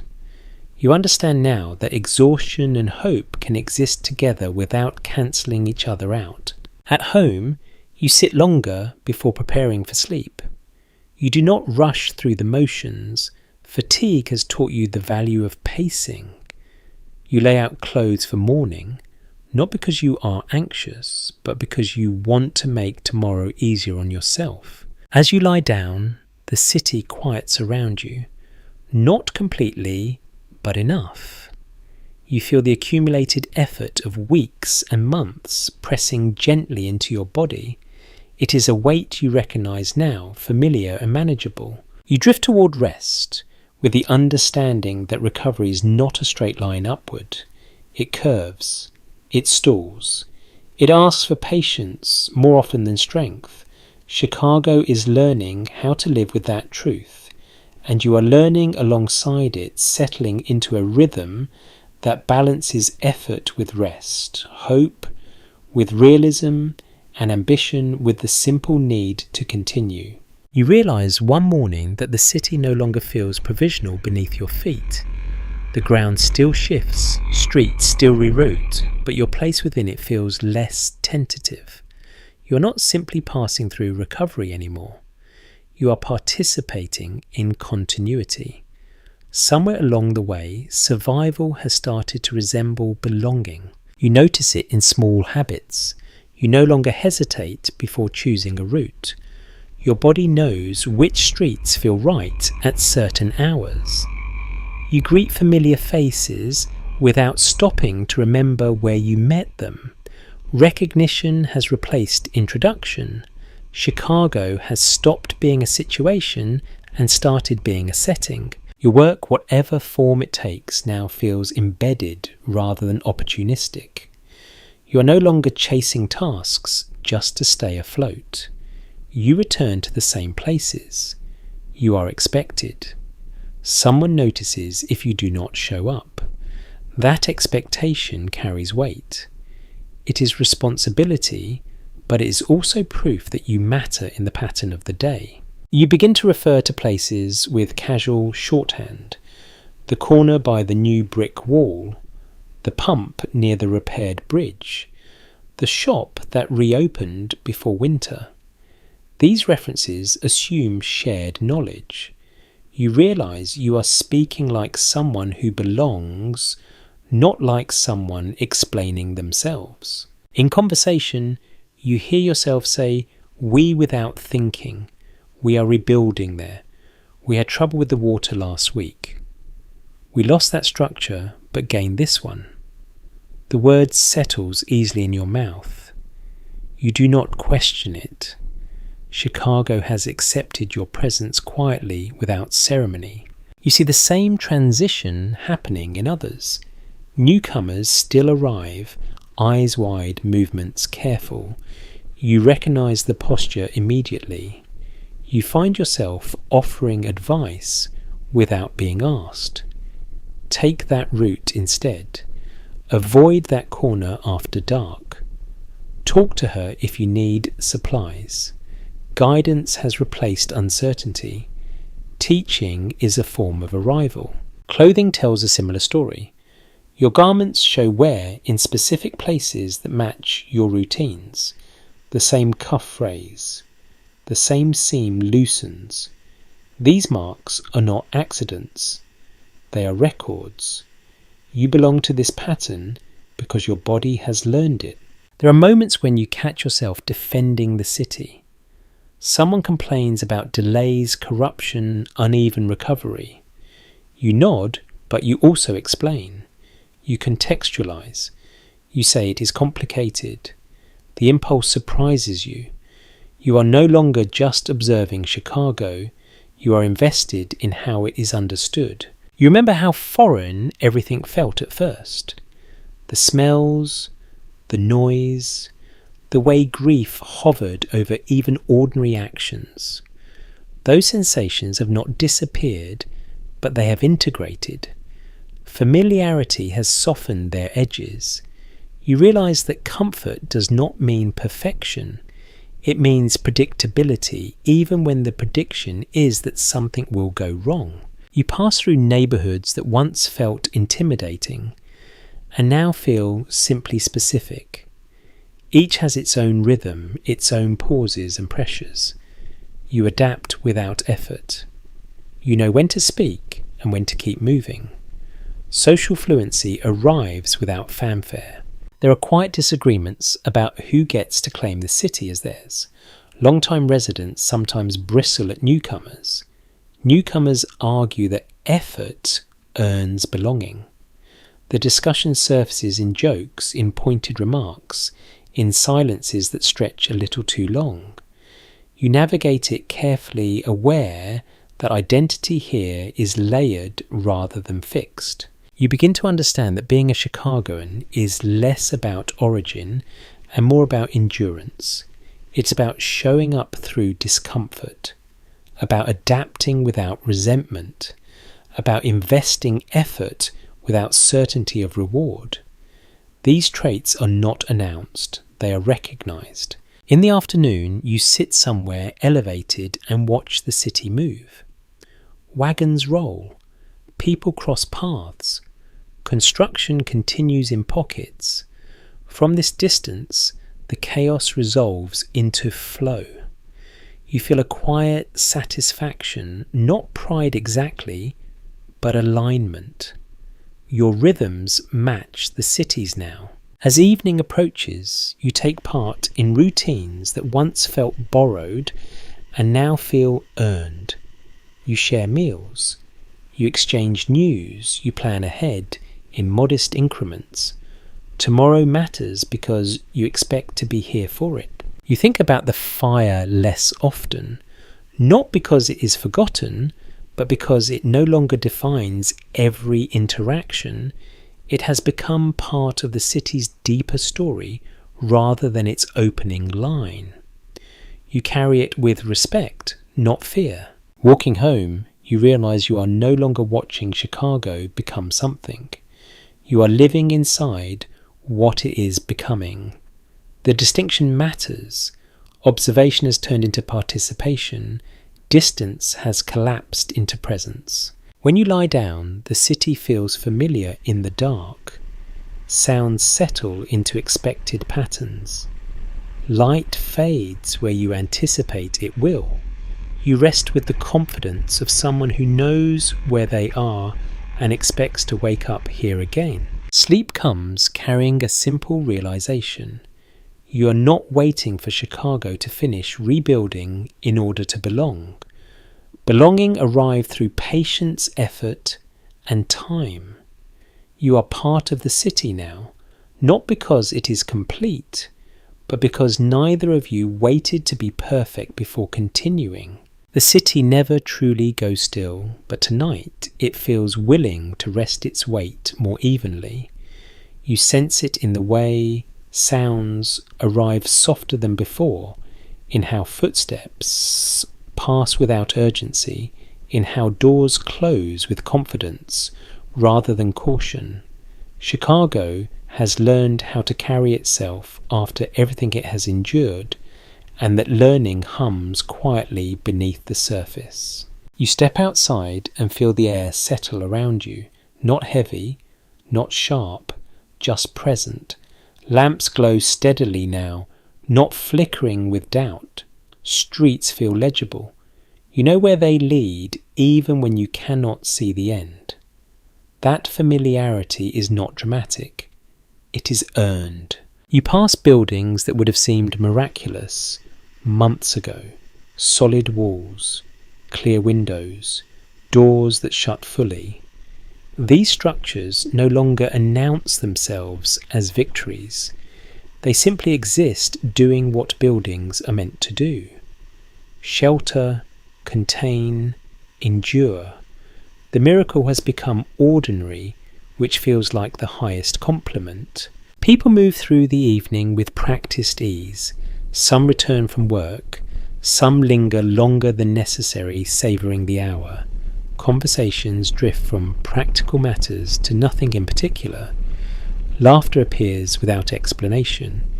You realise that the city has regained the ability to waste a little time, and that this might be its quietest triumph. You sit and listen. There is still work happening somewhere, of course. There always will be. But it no longer dominates the soundscape. It blends in.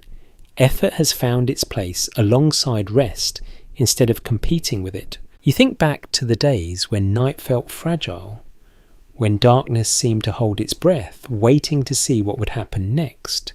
That tension has eased. The city trusts itself more now, not blindly, but enough to lower its shoulders. You notice how people speak about the future, not grandly, not defensively. Plans are modest, practical. Tomorrow, next week. The next improvement rather than the final one. Ambition here has matured into something steadier. Walking home, you feel how the city supports your steps rather than resisting them. Pavement holds. Corners make sense. The map in your mind matches the ground beneath you. This alignment feels like belonging without needing to be named. Inside, you prepare for rest without urgency. The day has asked enough of you. You answer by slowing, by letting tasks wait, by choosing stillness without guilt. The city outside mirrors that choice, dimming slightly, breathing evenly. You lie down and listen one last time.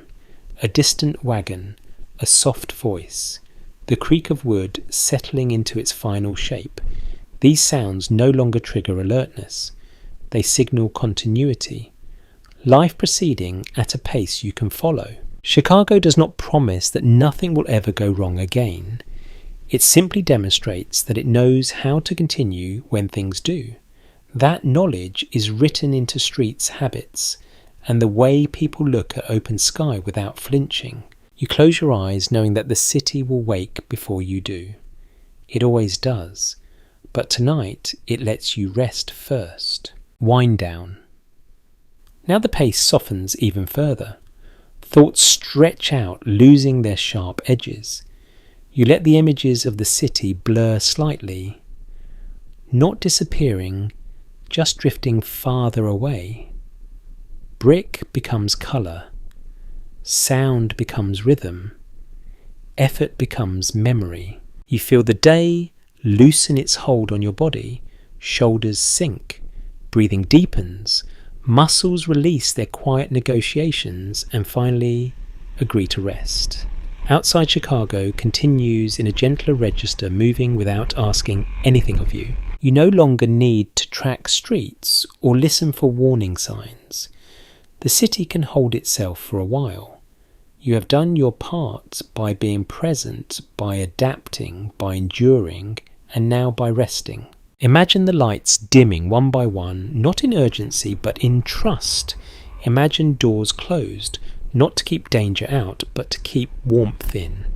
Imagine the city folding itself into night the way a tired body finds its most comfortable position. Your thoughts slow. They wander without direction. The future does not press. The past does not intrude.